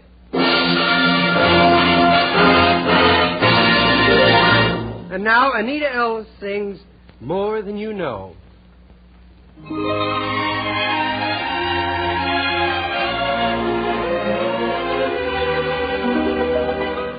More than you know, more than you know, man of my heart, I love you so.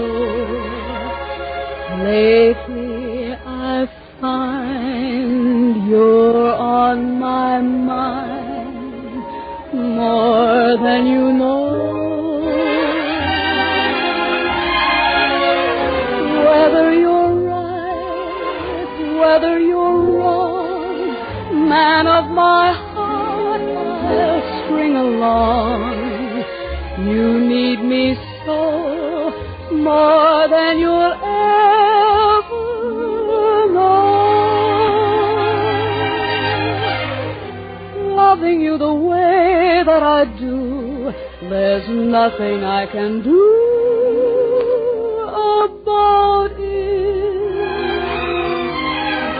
Loving may be all you can give, but darling, I can't live without it. Oh, how I'd sigh, oh, how I'd cry if you got tired and said goodbye. More than I'd show, more than you'll ever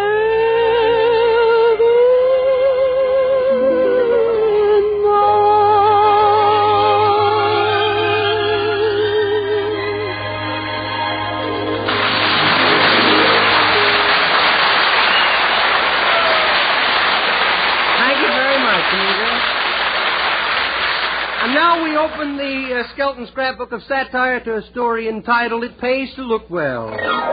Our characters are fictional. If there's any similarity to persons living conditions ain't too good, are they?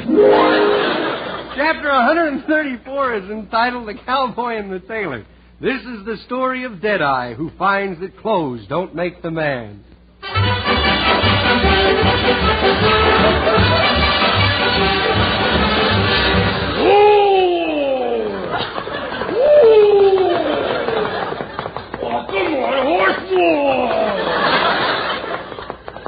Boy, I wish I had a horse like yours, McGregor. Old Sardo here, it's pretty hard to handle. Well, I'll tell you, did I? Maybe that big saddle bothers me. What big saddle? I'm riding him bareback. Woo! Well, maybe he's hard of hearing. Woo! Shoot your gun beside his ear. He should hear that. Did you say beside it or in it? Oh, he's all right. That bullet's like everything else with him. In one ear and right out the other. Let's tie him up over here in the shade, huh? Well, the old town looks the same. Yeah, what are you playing? You ought to know me better than that. Women. W-E-M-N. Women. You don't look very presentable to be talking to women. Look at your shirt. It's all dirty and your spats is ragged. What spats? Oh, them darn long underwear. They slipped again. I look pretty bad, don't I, huh? You look like P.O. Plenty's eyebrows. Before he combs them out. Yeah? You should have said John L. had been more striking, you know. Look at that, huh?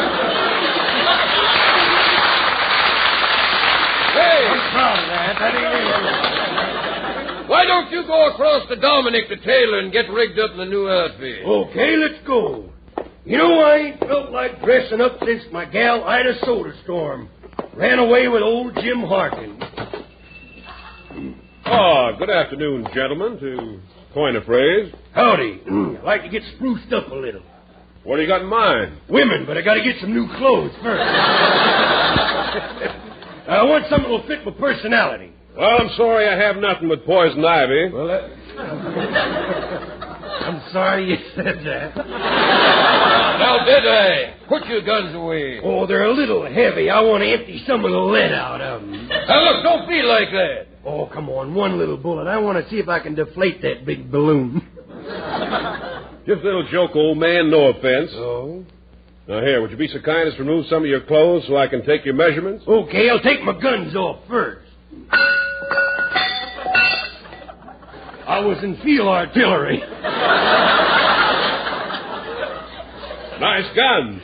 Had a little trouble getting the wheels off, though.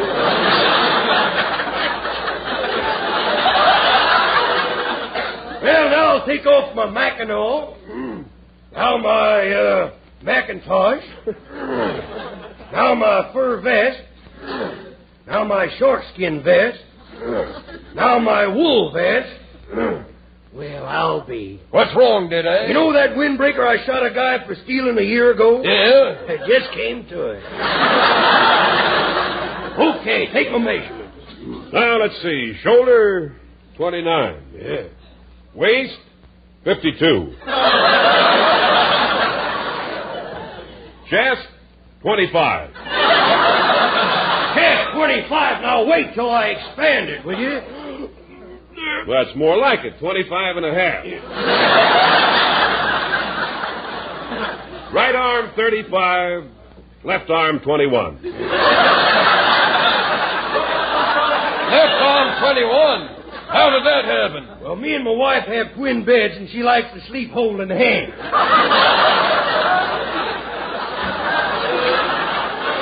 Oh, McGregor. Yeah, Deadeye? Duck over to old Mac Davis's place and see if Gladys is there. All right, Deadeye. I'll be back quicker than it takes you to say Lummin Avenue. You know, the name Deadeye sounds familiar to me. Does to me, too. Shot a man, didn't you? Yep, but it was an accident. Fellow opened his hotel window and yelled fire. And I did. Where'd you hear about me? All around. Say, here's something you need, a kerchief scarf. I don't care for that. Look better than that tie you're wearing made of rope. That ain't no rope necktie. I just escaped a hanging. I mean, they were going to hang you? Yeah, hanging was too good for me. They were going to hang me. They weren't going to play yo-yo anyhow. Well, how about some pants, huh? Oh, here's some. Would you like to try them on for size? I sure would. Now, right leg. Now, the left leg. You got a needle and thread. I forgot to take my spurs off. Hey, Deadeye! Yeah? Gladys wasn't there, but look who I ran into. Howdy, Deadeye. Well, but if it ain't my old gal, Heidi. You ain't changed a bit, Heidi. Well, you neither. You're just as bow-legged as ever. Oh, I ain't so bow-legged. Oh, no? Well, then how come you're standing on both sides of me? How have you been, Heidi? Happy? What's been happening to you, huh? Well, that two-timing Jim Hawkins was going to marry me, but something stood in his way. What was it, gal? A wife and 4 kids. He cheated me like he cheated you. I don't remember him promising to marry me. No, but you remember the poker game he got you into. Yeah? Well, he cheated you out of your cattle, and them poker cards was marked. With a hot poker, too. You don't happen to know what happened to old Jim, do you? Yeah, I hear he's the head of the black market and lumber gang, but is running a clothing store to make folks think he's an honest citizen. Now, you don't mean to tell me that the gent that's waiting on me is old Jim Harkins? Stand behind me, gal. Don't move, Deadeye. I've got my 45 pointed right at your head. Better stand in front of me, gal. Well, Jim, looks like things are going to happen just like I said. Oh, shut up. No cheap dance hall gal's going to make a chump out of me. Deadeye, did you hear what he called me? Me, a lady? A cheap dance hall gal. Yeah, I heard him. Well, are you going to let him get away with it? Yep. Hey, now, look here. It's none of my business, but why don't you two go outside and shoot it out like real Western gentlemen? Yeah. Oh, no. I remember Deadeye and his 1, 2, 3 stuff and how he shoots on 2. Well, then maybe we could figure out a new idea. Yeah, fight a duel. stand back to back. Walk 10 steps apart, then turn and blaze away. Okay. Now, he ought to know better than that. Well, let's go. Come on, boys.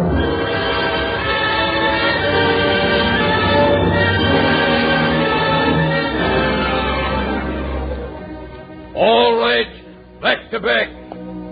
Draw your guns. Now start walking. Hey, Deadeye, stop following him. I'm sorry, I hadn't noticed. Now start all over. Okay. Start walking. 10 steps, then turn. Okay. 2, 4, 6, 8, 10. That's what he gets for not doing his homework.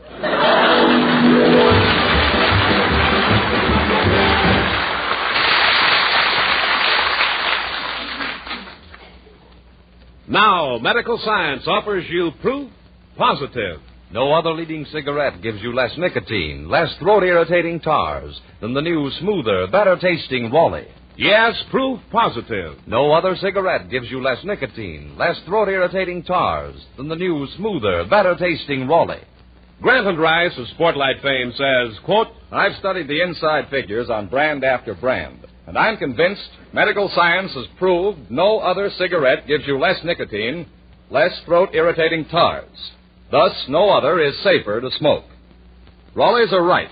Right for taste, right for throat. And you're right, Grant and Rice.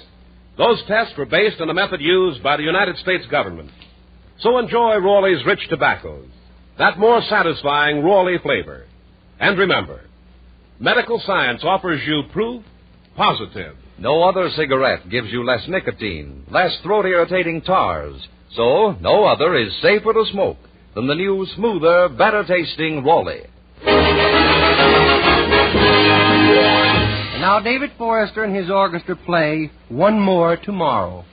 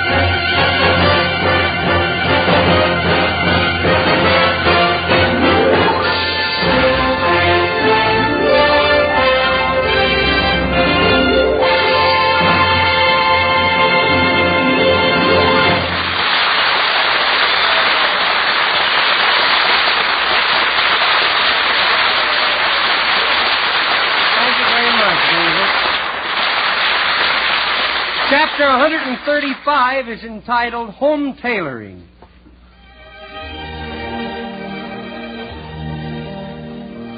The finest tailoring in the world is done by the mothers and the grandmothers at home. Of course, it's no surprise that the mean little kid gets a cut-down suit.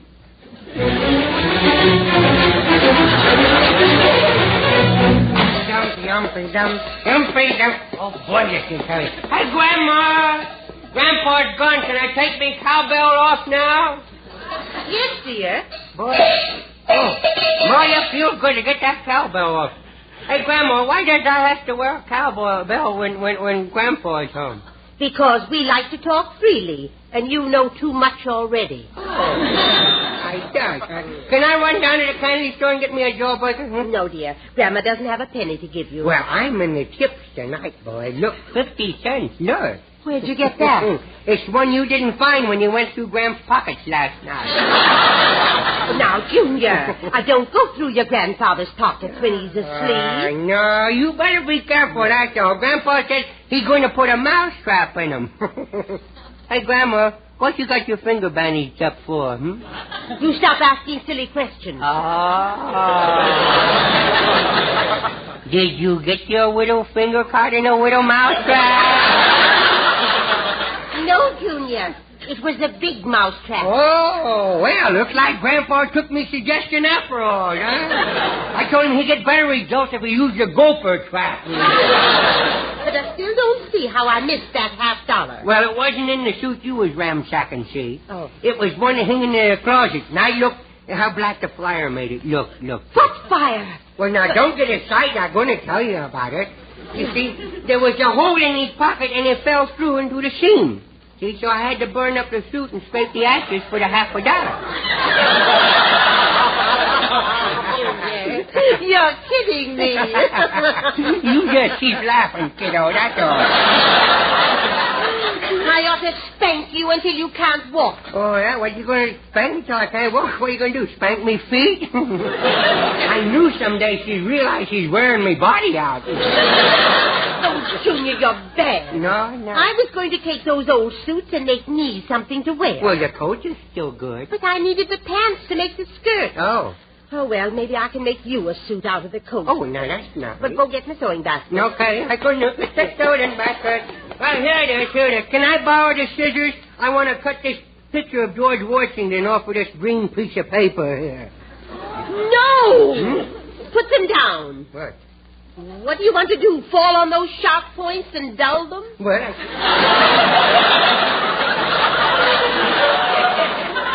boy, you sure does love me, don't you? Now, Junior, run upstairs and get your blue pants. Okay. I'll cut the pattern from them out of this wrapping paper. Well, I'm not going to wear paper pants. Goodness, I'm not a lamb chop, you know. Junior, who said anything about paper Goodness, pants? you're going to make paper pants. You might as well cut 2 holes in a shopping bag and put me in there, you know. Put me arms through the handles. Let me walk around.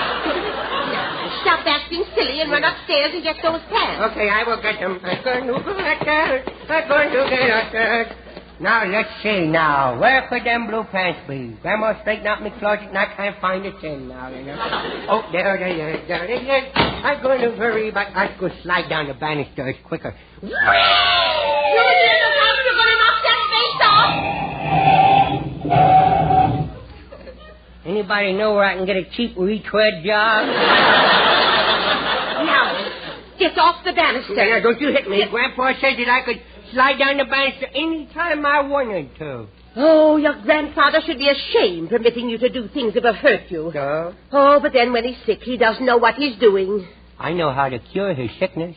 How? Don't spread this around. No. Huh? Shoot his bartender. Stop talking like that and come here. Look, I've got to see if this piece of material is big enough. Yes.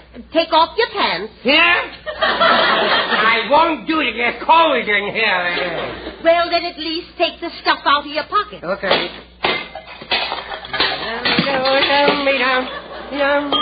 You want me to empty my back pocket, sure? Here. Let me help you up on the chair. No. Don't grab me under the arm. I'm tickled. Lift me up on my ears like a rabbit. Stop talking like an idiot. Well, I can't help it. It was inherited, you know. Yes, and you know from which side of the family. Yeah, I know. I know all right. And Grandpa agrees with me, too. If only you'd try to be intelligent just for once. Well, I will if you'll buy me a dog. Well, A widow dog. What kind of a dog do you want? A widow black and white one. No. I mean, what breed of dog? He breathes through his nose, I guess. You want a mama dog, dog. No, you can't have one. Why? They always have fleas. Well, the kind I want has puppies. Now, just forget I said anything. No. There. No. Yeah. I'm tired. I'm going to sit on the back of the chair until you is ready. No, don't do that. It'll tip over with you. Oh, behave me. I broke me with a skull. Now, you didn't break your skull. Yes, I did. George Allen broke me skull. Oh, poor baby. He fell and hurt himself. Yes, I hurt me skull. He's scared. I'm scared, George. Bless his little heart. Yes, bless his little heart. Look, I put a dent in my head. Look. Well, stop putting dents in your head. It's hard enough to get hats to fit you. Now, stand still and you won't get hurt. Okay. Oh, where is my needle? No, here it is. Go ahead, now, fret it. Thank you. Yeah, now, fret it. What you smelling it for? I'm not smelling it. It's dark in here. I can't see it. Oh, I thought you were smelling it. Junior, your fingers are smaller than mine. Yes. Pull the thread through the needle, will you? Now, hold it down here. Where is it? Don't look at it so close. You'll get cross-eyed. Cross-eyed? Is that why I see two needles now? Junior, stop that. I'm not doing nothing. Well, look at your eyes. I can't. My nose is in the way.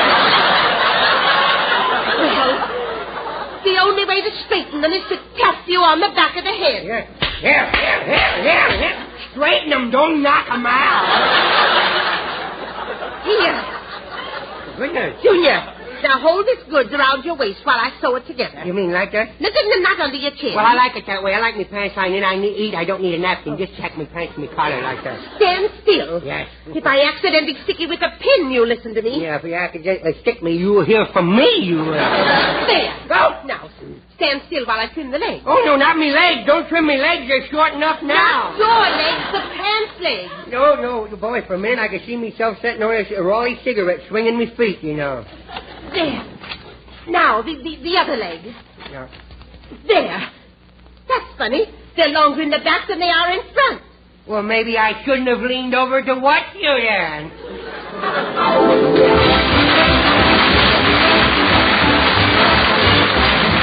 Remember, we'll all be back with you next Tuesday at this same time. Until next Tuesday, then. This is Red Skelton saying goodbye now, and thanks for listening. And by the way, the policeman show's the 22nd and 23rd. I'll be there.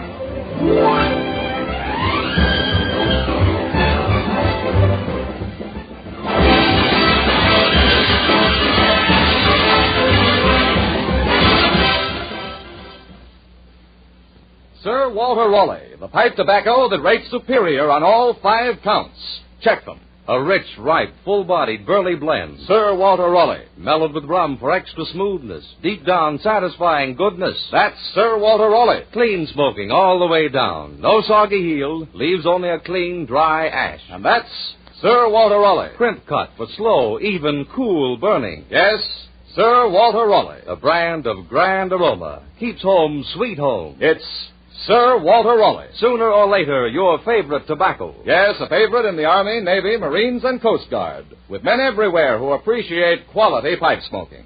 Try Sir Walter Raleigh, the quality pipe tobacco of America. Probably many of us don't know that half of all the jobs in the armed services are directly related to civilian occupation. Let us realize that the skills, education, and experience acquired by those in the services make them better citizens and more valuable employees than ever before. Red Skelton is brought to you by the Brown and Williamson Tobacco Corporation. This is NBC, the National Broadcasting Company.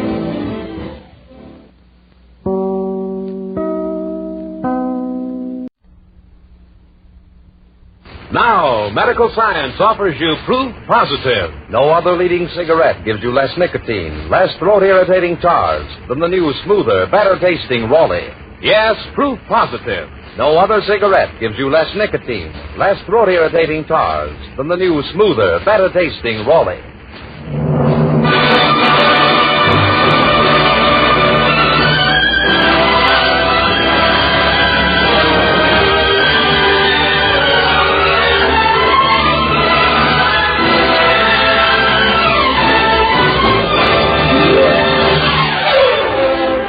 From Hollywood, the Raleigh Cigarette Program, starring Red Skelton with David Forrester and his orchestra, our singing star Anita Ellis, Gigi Pearson, Verna Felton, Pat McGeehan, and yours truly, Rod O'Connor.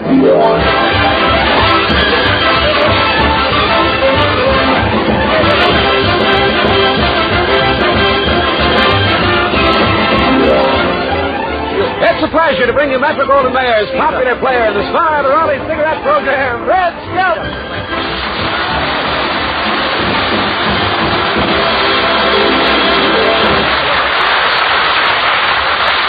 Thank you and good evening, ladies and gentlemen. Well, Rod, did you have fun at the California Country Club barn dance, huh? Yes, Red, I did. It was a lot of fun. Not one fight. No, Flynn couldn't make it.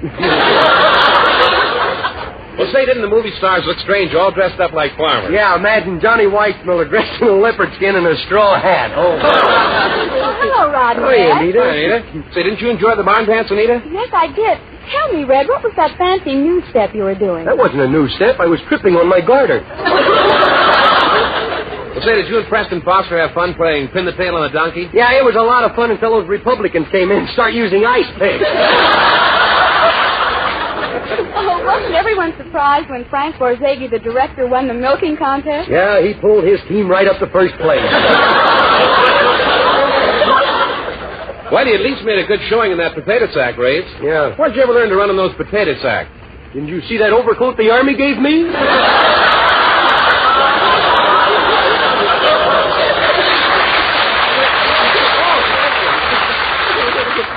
Well, you were raised on a farm, weren't you? Yeah, back in Vincennes, Indiana, but we didn't have a very good farm. One year our wheat was so short we had to lather it before we could cut it.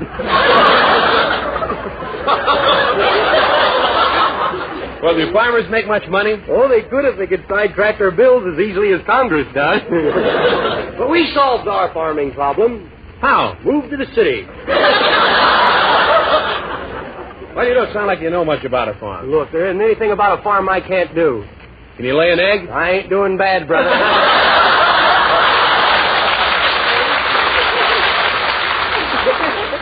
Well, did you ever delve into scientific farming? Oh, yeah. Once I crossed a goat with an owl. See? Don't look for it. It ain't there.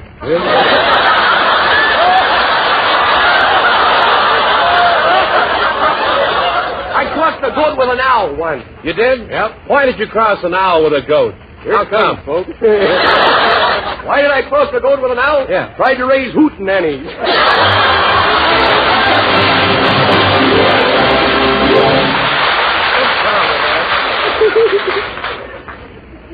Now, medical science offers you proof positive. No other leading cigarette gives you less nicotine, less throat-irritating tars than the new, smoother, better-tasting Raleigh. Yes, proof positive. No other cigarette gives you less nicotine, less throat-irritating tars than the new, smoother, better-tasting Raleigh. Scientific tests of America's 6 biggest-selling brands based on a method used by the United States government. Tests certified by a jury of 14 distinguished doctors, including throat specialists, have proved conclusively. No other cigarette gives you less nicotine, less throat-irritating tars. So no other is safer to smoke. Raleighs are right. Right for taste, right for throat. Enjoy Raleigh's rich tobaccos, that smoother, more satisfying Raleigh flavor. Remember, medical science offers you proof positive. No other cigarette gives you less nicotine, less throat-irritating tars. So no other is safer to smoke than the new, smoother, better-tasting Raleigh. And now Anita Ellis sings Irving Berlin's popular hit, They Say It's Wonderful.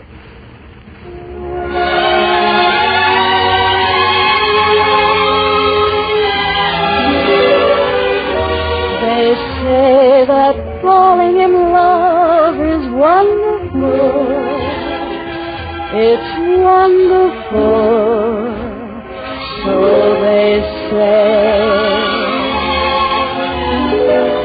And with the moon up above,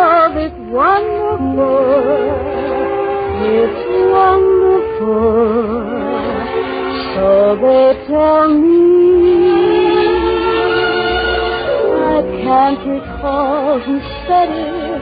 I know I never read it. I only know they tell me that love is grand. And the thing that's known as romance is wonderful, wonderful in every way. So they say. Can't recall who said it. I know I never read it. I only know that falling in love is grand. And to hold a man in your arms is wonderful, wonderful. In every way, so they say.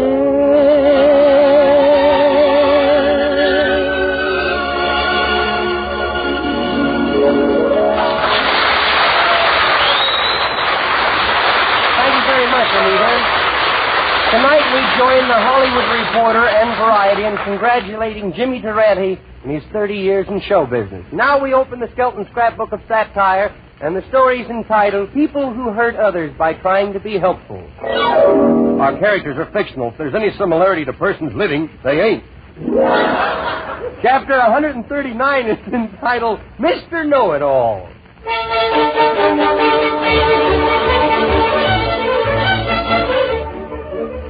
This is the story of Clem Cadiddlehopper, the fellow who wants to be helpful but never quite makes it.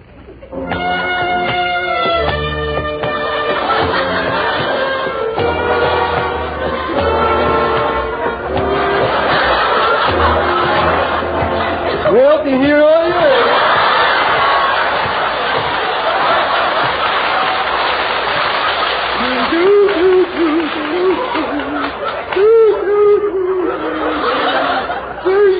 It's wonderful. Yes, sir, I love those French songs, I do. Hildegard Cadiddlehopper, that's me. Well, I hope I make some money delivering these papers. I love to just scatter them around. Don't cost me a penny. I guess that's what they mean by freedom of the press, I guess. Extra, extra, read all about it. Wish I could. Well, there's Sarah Dew sitting on her front porch. Just go up there and say howdy. Well, howdy, Clem. Well, Sarah Dew, howdy doody to you, too.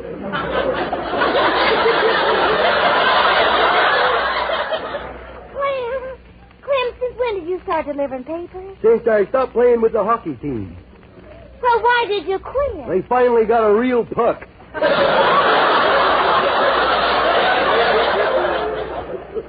Why are you delivering the paper tied up with a blue bow tube? Well, that's for that pretty widow down the road there. That's for her. Clem, if you think the widow is attractive, you should have your head examined. I did have my head examined. The doctor said it would make a mighty fine ashtray.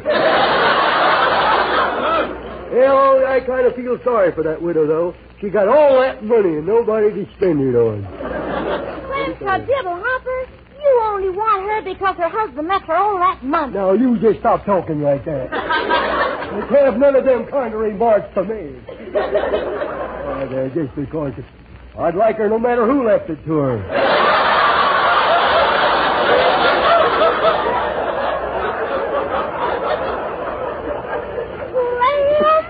You're two-faced. Well, I should hope so. Goodness, it'd look kind of silly walking around with one face for two heads, wouldn't it? I'm proud of that. That ain't in there. Oh, Clem, here comes Grandpa, and he looks good today. He's got color in his cheeks. Yes, sir. Nice shade of purple in it, huh? Howdy, Grandpa. Where's the paper, you young sprout? Here you are, you old lima bean, you. How are you? What's that again? I said, how are you feeling? Fine. What are you shouting for? Oh, I didn't mean to shout. What's that again? I said I didn't mean to shout. Look, Candlehead. You stop your dabbing and just give me my paper. Well, here it is. You want me to read it to you? You know you can't read. It won't make any difference to you. You can't hear anyhow.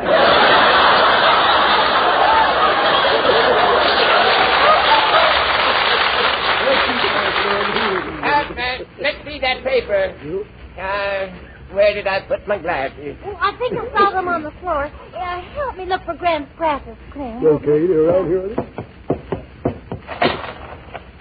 I found them.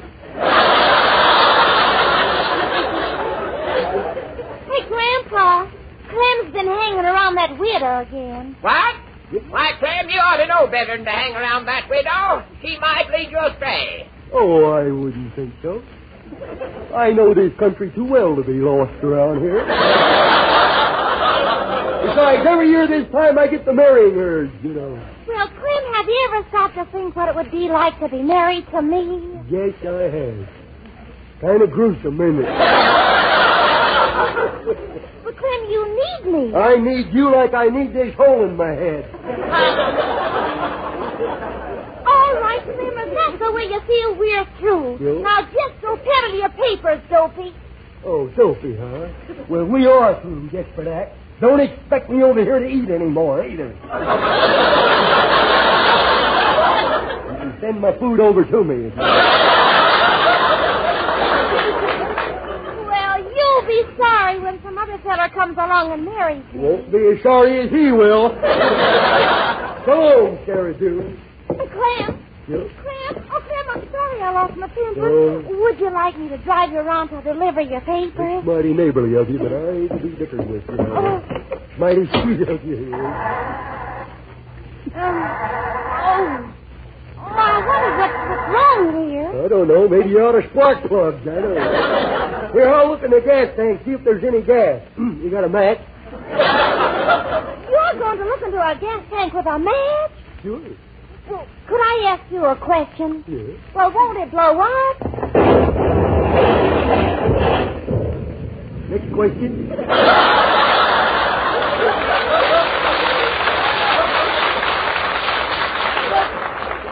Well, Clem, what do you do next? Look for my head, I guess.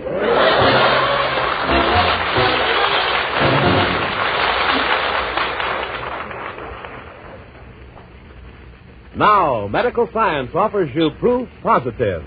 No other leading cigarette gives you less nicotine, less throat-irritating tars than the new, smoother, better-tasting Raleigh.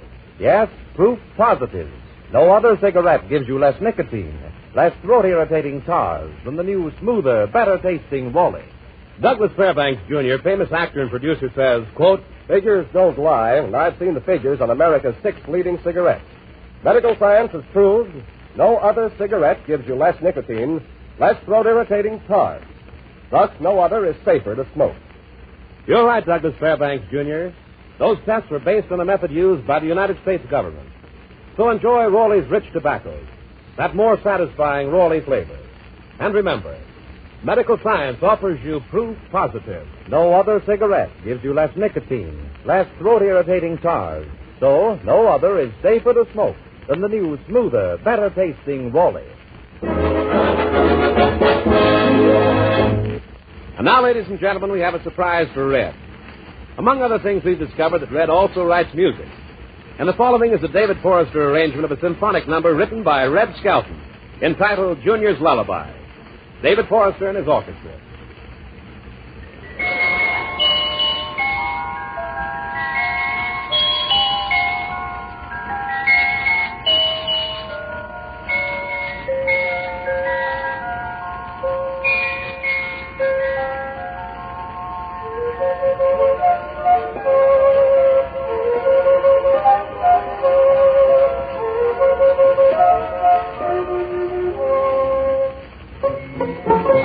Thank you.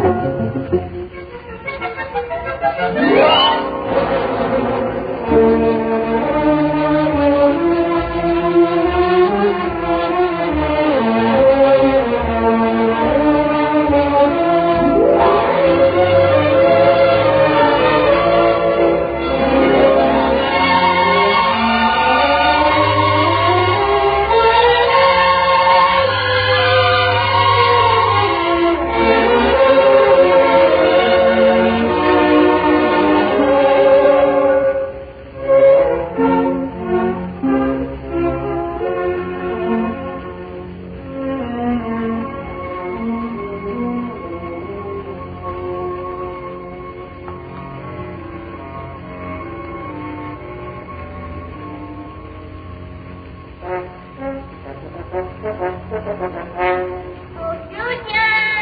Oh,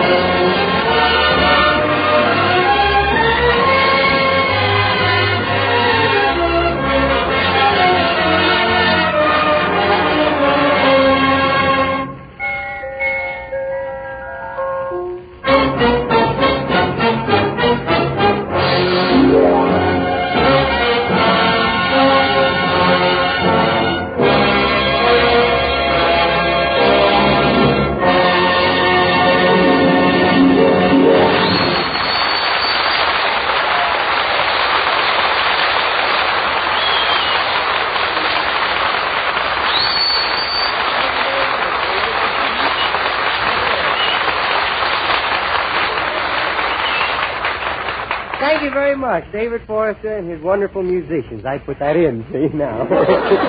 Chapter 140 is entitled People Who Hurt Others, is entitled The Piano Tuner.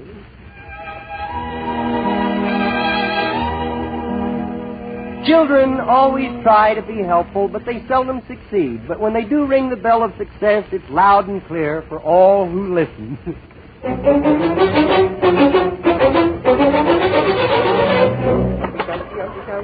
Junior. Yeah. Now you stay out here in the sunshine, and please be good. Yes, ma'am. Oh, there's Mr. Fowler over there painting his house. He didn't advertise his book, so they got to paint his house. The days when he bakes his pies, maybe I could snitch one. I just went over and make a little friendly call. That's what I'm going to do. Mr. Fowler. Well, Junior, hello. Get out. Hiya, Mr. Fowler. How's your tom-toms, huh? How's me friend, He's too friendly. Something's cooking. Hey, I need your advice about something. Should I eat pie with a fork or a spoon? Well, a fork, of course. Oh, well, now, you see, I didn't know that before. You don't happen to have an old pie around I could pack this on. Just a widow one, maybe, you know? Sorry, not today. I'm kind of thirsty. Could I have a glass of water, please? Well, certainly. Go into the kitchen and get it yourself. Okay. Only stay away from my pies. Yeah. Now, what makes you think I would go near you pies? Goodness. Well, tell me, what part of the kitchen should I stay away from? Well, just see that you don't go near the cabinet over the... No, Junior. I'm not falling for that. You didn't fall, but you sure leaned, though. Well, if you're good later, I'll make you a sandwich. A sandwich? You mean with lettuce? Yes. Bacon? With yes. tomatoes? With plenty of mayonnaise on it? Yes. Wouldn't feed it to a dog. Hey, look, the oranges is ripe, I see. The oranges is ripe. Well, why don't you go pick an orange for yourself? What a delightful suggestion, you know. Junior! Yeah, I didn't do that. Why? I don't know exactly from the tone of your voice. I didn't do something. I just want to know what you're doing now. I'm eating an orange. Well, don't be the messy. Wipe your tin off. My head is hooked on. And I don't think the world is ready for another Andy Gump, you know. I think you'd better come inside. Okay. Oh, and before I forget, what? Do you know anything about the mop? It looks as though someone has been at it with the scissors. Now, who would do a thing like that? Oh, what? Oh, I bet you haven't seen that Mexican hairless dog down the street, have you? He kind of woolly now. Come here, young man. No. Oh, saved by the bell. Somebody at the door. Yes. If that's the piano tuner, I want you to be on your best behavior. Oh, what's by him? Well, dear, he's blind. Oh. And you mustn't get in the way. Oh, okay. Welcome.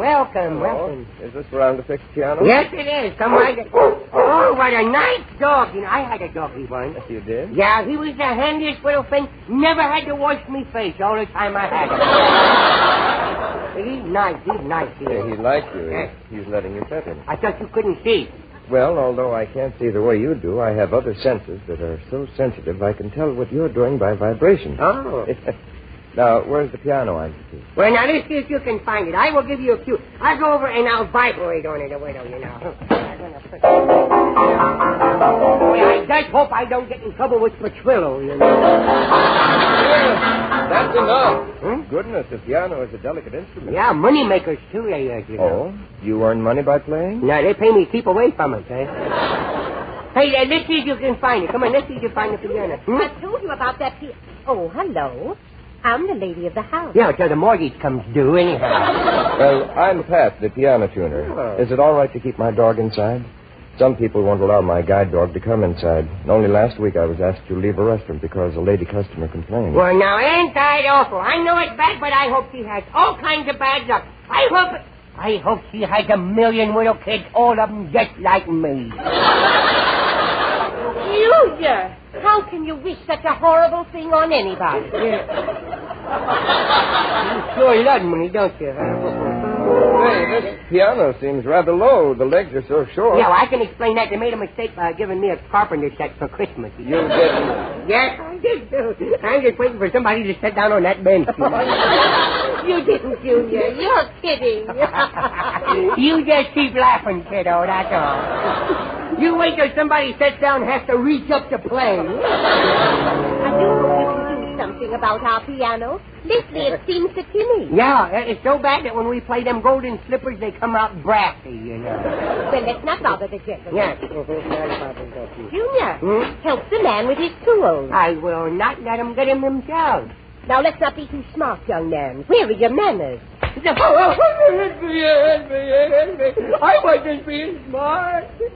I just wanted to know that I didn't think he was helpless, was all. Oh, I'm sorry. No, you're not either. No, you're not. Them old itchy palms of yours, they gotta be scratched by hitting something. Oh, poor little baby. Yes, poor little baby. There, bless his little heart. Yeah, bless his little heart. No, it didn't really hurt, did it? No, we do this routine all the time. Well, I better get to work here.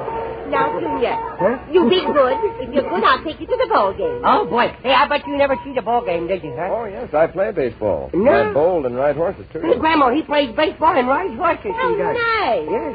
I'll bet he wishes he could. Oh, but I do. We have our own blind bowling team, and my average is 145. No kidding. Yes. You know, there are ever so many activities for the blind. We have a big recreation program on now, and we hope to make it worldwide. Well, I certainly would love to help. Me too. You can. How? And the most it will cost is just a few minutes of your thinking time. Oh? Everyone looks for an emotional outlet. It's too bad our loved ones unconsciously make us feel helpless. They think we're their responsibility. Sometimes they let their sympathetic devotion make them too possessive.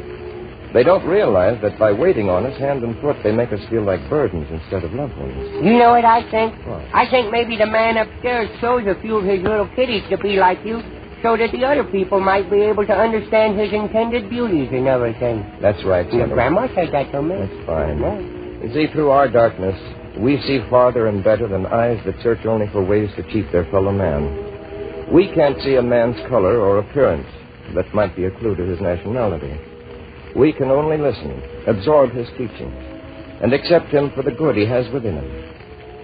Sonny, if our recreation program is successful, we will be able to let the world see great, great talent and great courage. No, I like you, I does. I like you, too. Well, I does, too. And your grandmother. Yeah, she's a nice old kid, she is. And you know, you gave me a chance to talk, and you're a good listener. Yeah. Hey, shall I tell you what's wrong with the piano? No, I think I know. He does? Do you look at many comic books? Not so loud, not so loud. Goodness, Grandma will hear you know. Well, I'd say that you had your favorite comic books hidden right here in the piano. Trapped like a rat. What's wrong with the piano? Now, wait a minute. Now, if you're going to spank me, I guess I better get the hairbrush because I don't want you to use your bare hands. They're so pretty, so soft, so jerkin-like, you know. Yes, the most beautiful slappers in the world. The meat hooks of yours are so beautiful, you know. All right, dear. Run along. She's really got these fair hands, but I got my spinal column to look out for, you know.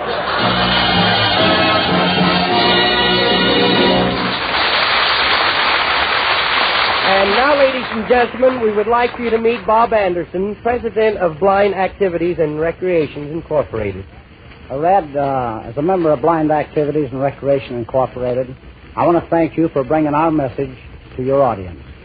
And through your radio program and a piece in this short, which you done at MGM, we hope to bring our message and what the blind can do in the field of sports and recreation and the morale that it builds.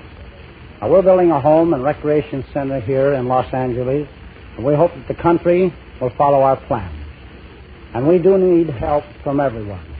So I want to thank you again, Red, for telling the nation how we blind really feel. Thank you very much. Thank you, Bob.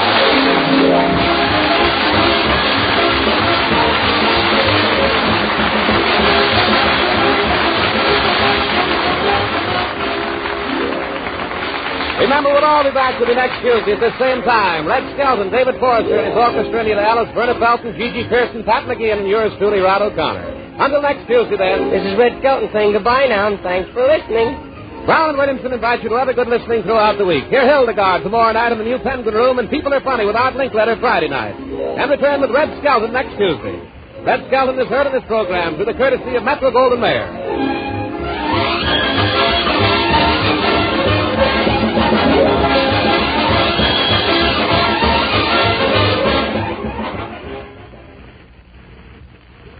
Sir Walter Raleigh, the pipe tobacco that rates superior on all 5 counts.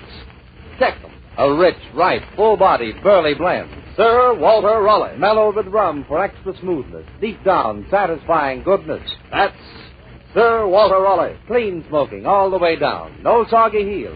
Leaves only a clean, dry ash. And that's Sir Walter Raleigh. Crimp cut for slow, even, cool burning. Yes, Sir Walter Raleigh, the brand of grand aroma. Keeps home, sweet home. It's Sir Walter Raleigh. Sooner or later, your favorite tobacco. Yes, a favorite in the Army, Navy, Marines, and Coast Guard.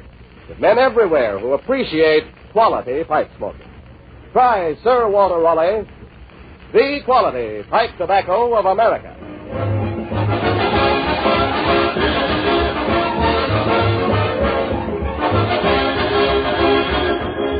Red Skelton is brought to you by the Brown and Williamson Tobacco Corporation.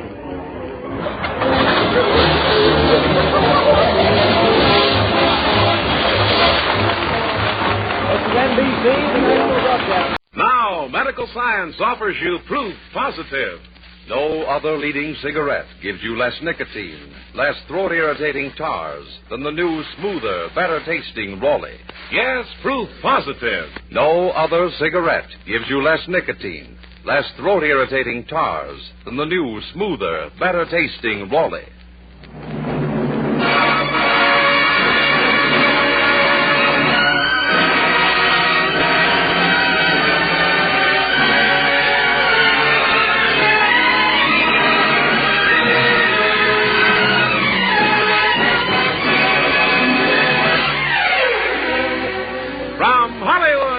Cigarette program starring Red Skelton with David Forrester and his orchestra, our singing star Anita Ellis, Gigi Pearson, Verna Felton, Pat McGeehan, and yours truly, Rod O'Connor.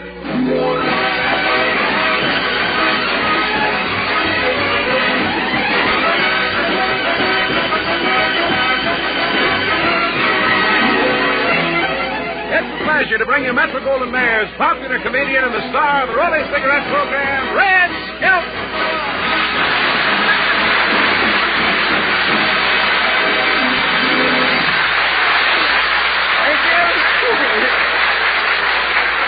Thank you and good evening, ladies and gentlemen. Say, Kay Kaiser's wife, Georgia, just had a little baby. I'm going over to the hospital and taking a present, you know. A baseball bat. A baseball bat? It's a beautiful little girl. I know. When she grows up and goes to Hollywood High, she'll need it.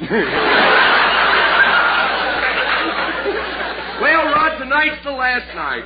Yes, Red, the last show of the season. Yeah. Why don't you stay on the air during the heat of the summer? Why? The other shows don't. I know, but they don't leave the audiences as cold as you do. Hey, tell me, what do you really think of my acting? Well, really, Red, words fail me. Yeah, truthfully now. So I'll use letters. Yeah? P.U. You proud of that, ain't you? You'll wind up as head boy on Ben Rubin's Barracuda Bard. Well, what are you going to do tonight after the show? Well, I'm going to hit you in the head with a club first.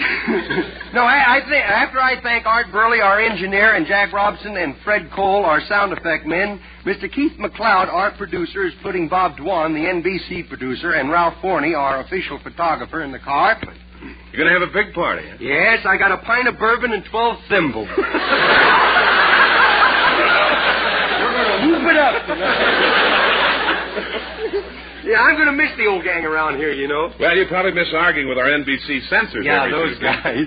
Today they made us take out a blank sheet of paper, see, out of the script. They says the bare page was a little too suggestive.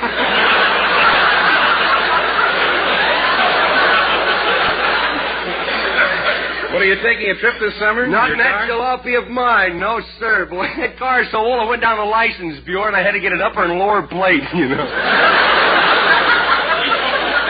Afraid to drive, I am, dude. Well, the highways are a little overcrowded. Yeah, little crowded. Hey, I ran out of gas in Hollywood and didn't know it until I got to San Diego.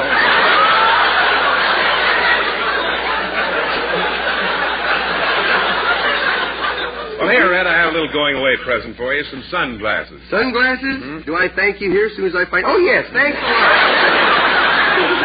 They'll come in handy if I leave California. Say, what are you planning on doing this summer, Rod? Well, I'm going to take a lot of exercises. You better, boy. You're getting so many double chins, you look like you're peeking over a Venetian blind. Well, back to the funny stuff now. Hey, you know how to keep thin? Ride horses, get up every morning at 5:30 and run and dive in a cold swimming pool or a cold lake. Ice cold, though, you know. You do that? No, I just read what's written here. Well, enough of that stuff that earns us our bread and butter. Let's hear about the stuff that gives us our meat and potatoes now. Now, medical science offers you proof positive. No other leading cigarette gives you less nicotine, less throat-irritating tars than the new, smoother, better-tasting Raleigh. Yes, proof positive. No other cigarette gives you less nicotine, less throat-irritating tars than the new, smoother, better-tasting Raleigh. Scientific tests of America's 6 biggest-selling brands based on a method used by the United States government. Tests certified by a jury of 14 distinguished doctors, including throat specialists, have proved conclusively. No other cigarette gives you less nicotine, less throat-irritating tars, so no other is safer to smoke. Raleighs are right. Right for taste, right for throat. Enjoy Raleigh's rich tobaccos, that smoother, more satisfying Raleigh flavor. Remember, medical science offers you proof positive. No other cigarette gives you less nicotine, less throat-irritating tars, so no other is safer to smoke than the new, smoother, better-tasting Raleigh.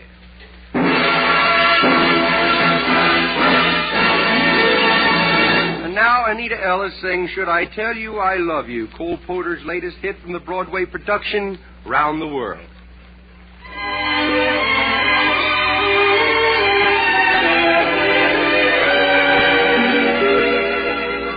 Should I tell you I love you? Should I say how much I do?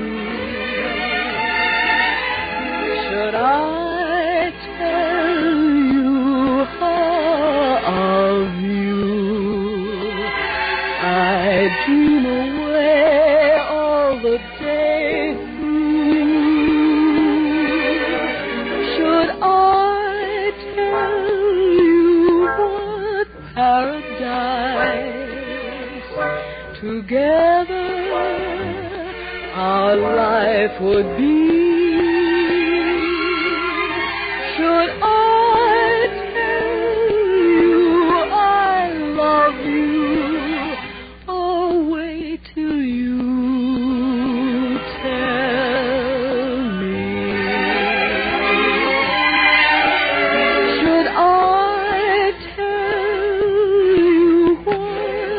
paradise. Together our life would be. Should I tell you I love you, or wait till you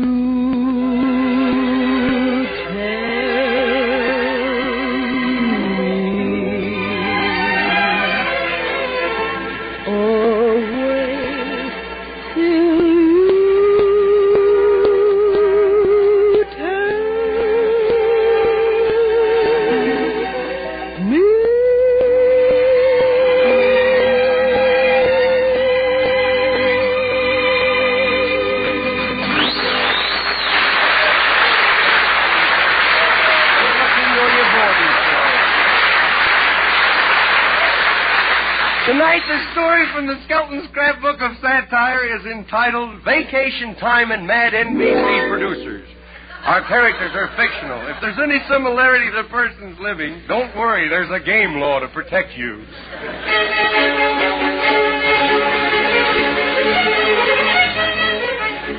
Chapter 140 is entitled Working During the Vacation. This is the story of Clem Kadiddlehopper, the country lad, who's working through the summer months at a filling station, replacing a gas pump.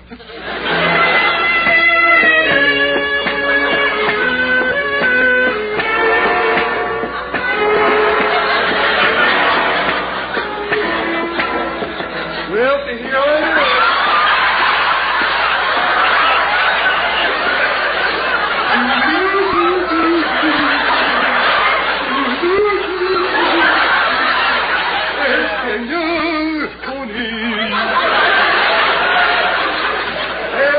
Everybody's going on a vacation. I wish I had a trade so I'd know what kind of a job I was vacationing from. Summer's here, all right. These ice skates don't work so well nowadays. There's a filling station. They got a sign out over there. Man, W-A-N-T-E-D. Wented. Think I'll go over and see what they went with him. What do you know? They got a woman attendant there. Clem. Well, Sarah, do. Howdy doody to you. Say, nice overalls you're wearing. Who greases them for you? Oh, I know I'm a mess. Yep. You just have to excuse my appearance. All right. Oh, but you look good. Yeah. And I like your tie. Oh, thanks. I got another one just like it. Well, why did you buy two alike? I didn't. I split a red sock.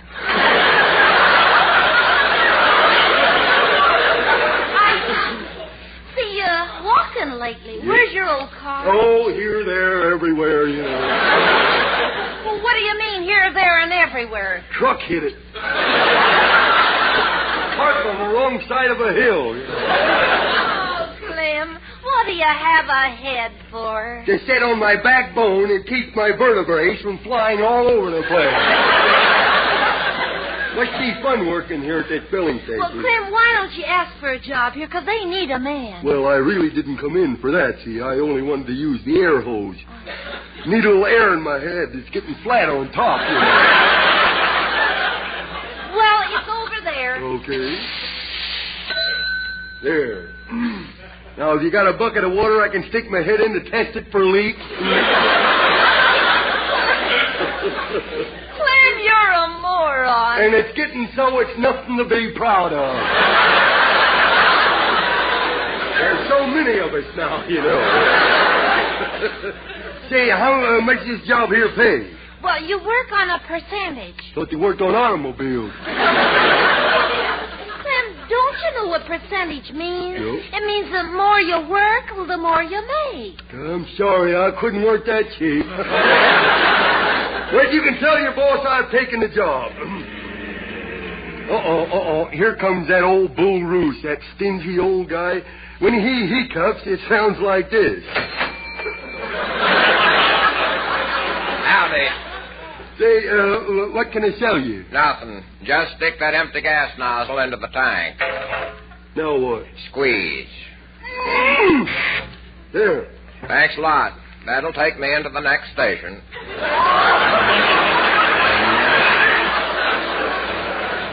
case you don't make it, call me and I'll give you a push. Right in your big fat face. Clem, did you say you knew something about mechanics? Yes, I do. Well, then see if you can fix that sedan. The motor won't start. All right. Oh, see what's wrong with her here. Let's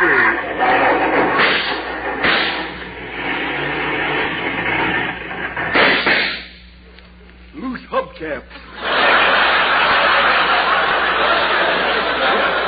Oh, here comes your customer. Here comes your customer. Hold her up. Yes, sir. Hey, don't put the gas in the radiator. You dizzy dames are all alike. Well, I should hope so.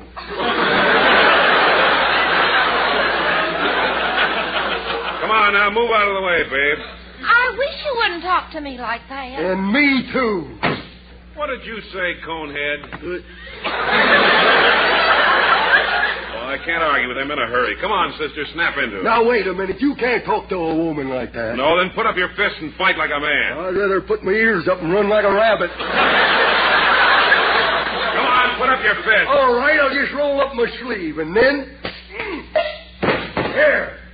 Now I'll get up and roll my sleeves down again.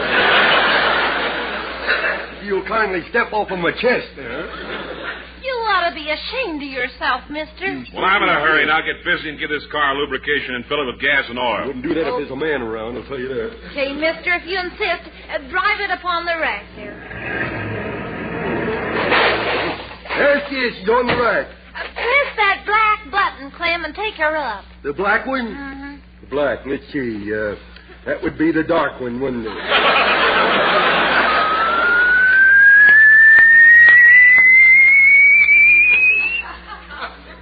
Anybody got long arms? Well, you got the car up too high, Clem. Now let it down. Oh. Press the red button, but easy. But this man's in a hurry, he says.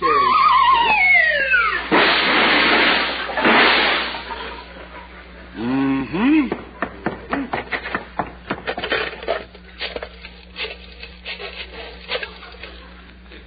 Hello? Munce's used car lot? Can you use a squatty Buick?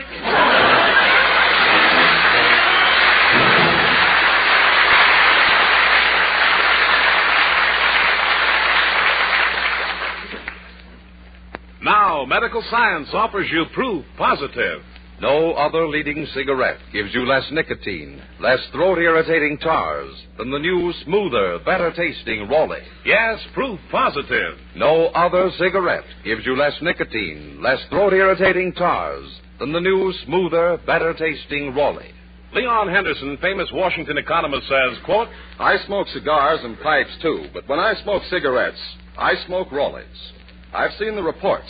Medical science has proved no other cigarette gives you less nicotine, less throat-irritating tars. Thus, no other is safer to smoke. And you're right, Leon Henderson. Those tests were based on a method used by the United States government. So enjoy Raleigh's rich tobaccos, that more satisfying Raleigh flavor. And remember, medical science offers you proof positive. No other cigarette gives you less nicotine, less throat-irritating tars. So, no other is safer to smoke than the smoother, better-tasting Raleigh. David Forster and his orchestra play Espana Coney.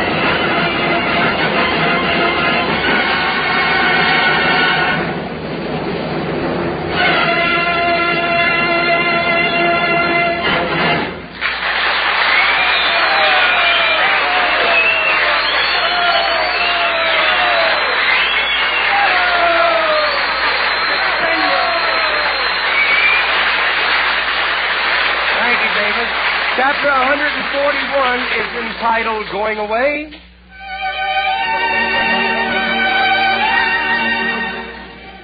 There's nothing like a vacation with children along, and they're no bother at all, especially if they're like Junior, the mean little kid.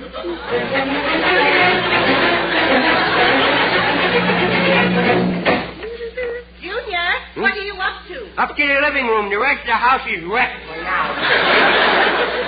What are you doing to the cat? I'm putting him up on the pedestal here. But that's for the goldfish bowl. I know, but the goldfish bowl is empty and the cat ain't. Junior, did you have anything to do with the cat eating the goldfish? Do you think I did? I most certainly do. Oh, you positive? Yes, I'm positive. Medical science can use you. I'm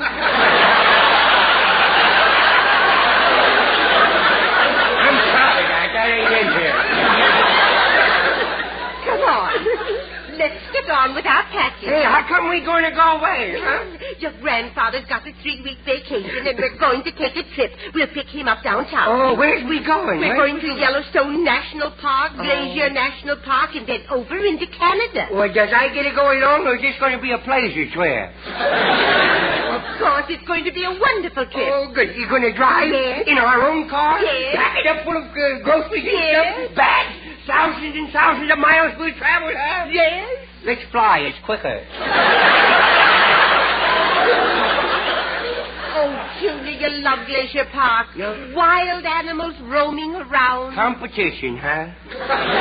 Well, you know what I'm going to do? And I ain't going to feed a bear. I'm going to real live bear. I'm going to feed them. No. No? That's something I want to warn you about right now. Right. You can't feed the bear. Why? Because when all you have to give them is gone, they'll bite you. Ah, no, not me, boy. I'll walk right up to the old bear, and I'll show him my teeth, you know. And I'll stand right there and let him charge me. And if he comes at me on his hind legs, with his mouth open, and his big, sharp teeth and his fangs ready to bite me, I can... Oh, no!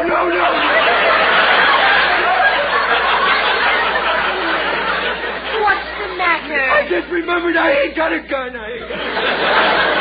He scared himself. Yes, I scared myself. The bears won't get you. Yes, they will do, the bears. Bless his little heart. Yeah, bless his little heart. Why, if a bear should bite you, I'll shoot him. Yeah, well, you wouldn't have to do that, you know. If the bear bites me in a couple of hours, he'll die from natural causes, you know. Well, let's hurry and get packed.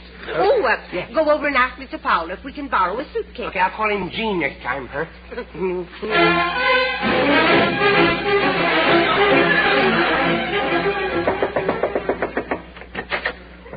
Well, Junior, hello.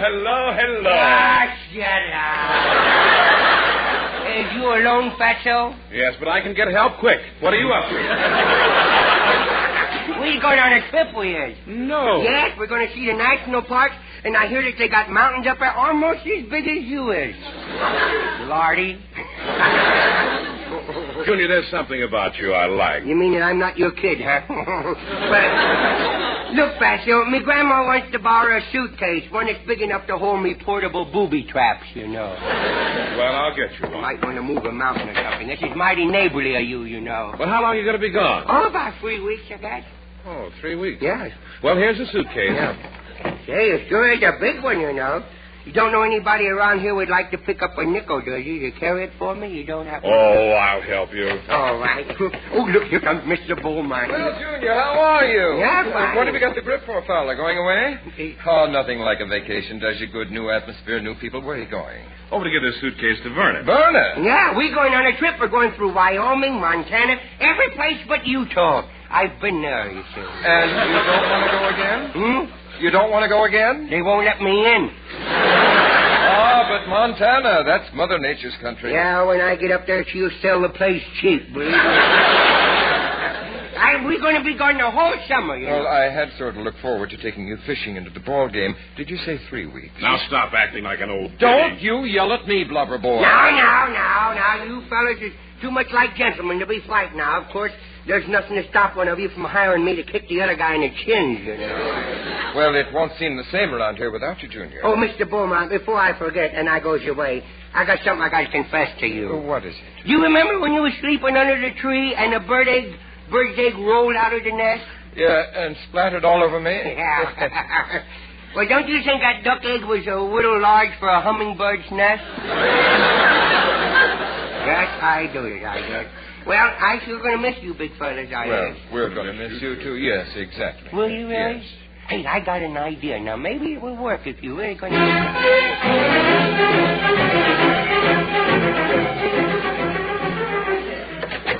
Doody-dum-be-dum-be-dum. Junior? Yes, Mr. Fowler and Harry Beaumont with me, too, Mr. Beaumont. No, it was nice of you to lend us a suitcase. Yeah. Oh, I'm so excited. Well, let's not stand here. Let's get packed. Where's the trunk for me stuff? It's all packed. Oh, packed? Yes. Well, there's me tricycle, me sandbox, me baseball mittens. For goodness sake, you're going to take nothing from me?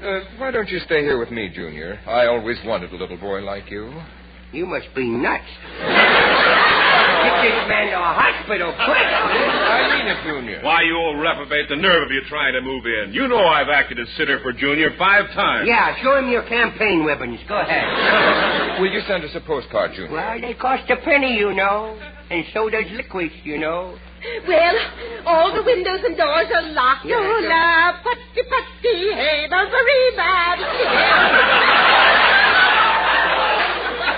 Go get your coat on, Junior. Well, we say goodbye now to you people. Well, we're sure going to miss all of you. Yeah, while I'm gone, you can be busy digging up all them landmines I laid, you know.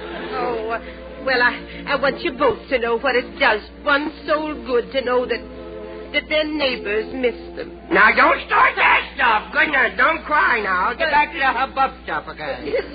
Hey, we're going to miss you, fellas. We're going to miss you all. Southern, that is. Oh, Mr. Beaumont, be careful when you go in your woodshed. Why? I planted a new booby trap in there, top of your hand. Oh, Junior, you're kidding. You just keep laughing, kiddo, that's all. But just don't stick your hand in any dark corner unless you want to leave it there, you know. Well, I'll say goodbye now. Goodbye. Yes, goodbye. Goodbye. Well, get in, Junior. What's the matter? Well, I was just thinking about our poor lonely neighbors that don't have the car, you know. And he don't have anybody to visit. We acting like witch bugs, we is, you know. We got this big car and all that roof. And we're going to see all these pretty sights and stuff. And they got a table. Oh, no. Well, we have enough room to take them along, if it's all right with you. You're toy? Shall I go get him? Yes. Oh, boy. Hey, Mr. Beaumont, Mr. Fowler, come on, you can go, too. Come on. Well, that's funny. They're all cats. Yes, isn't that a coincidence? This is really very neighborly of you. Yes, it is. Very kind. Well, we're glad to have you. Well, are we all ready? No, not until these two guys give me 50 cents apiece. For what? For acting like I'm going to miss them so we can take them along with us.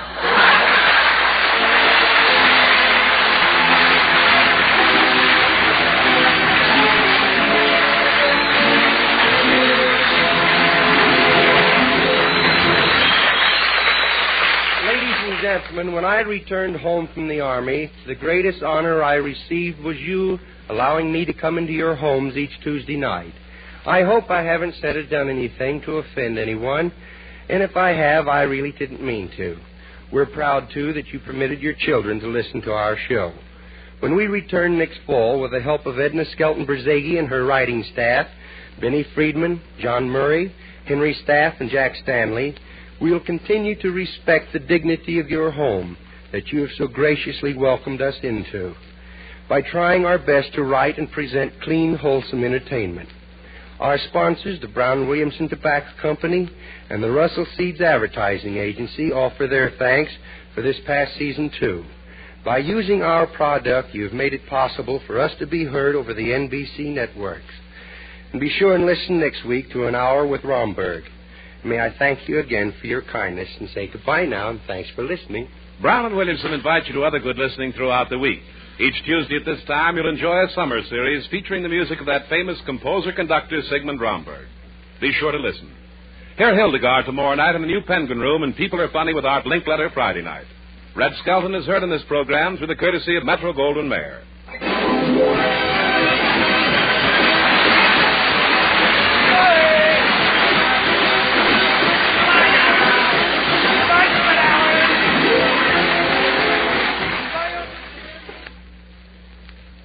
Sir Walter Raleigh, the pipe tobacco that rates superior on all 5 counts.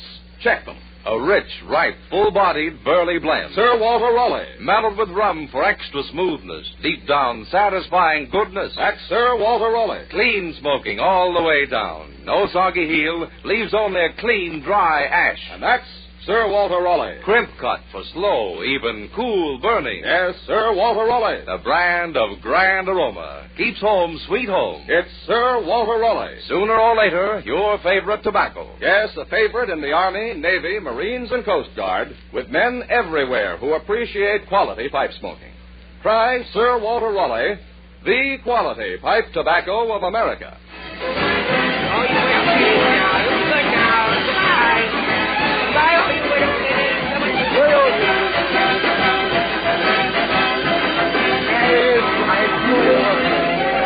Red Skelton is brought to you by the Brown and Williamson Tobacco Corporation. Brown and Williamson Tobacco. Goodbye. Good now. This is NBC, the National Broadcasting Company.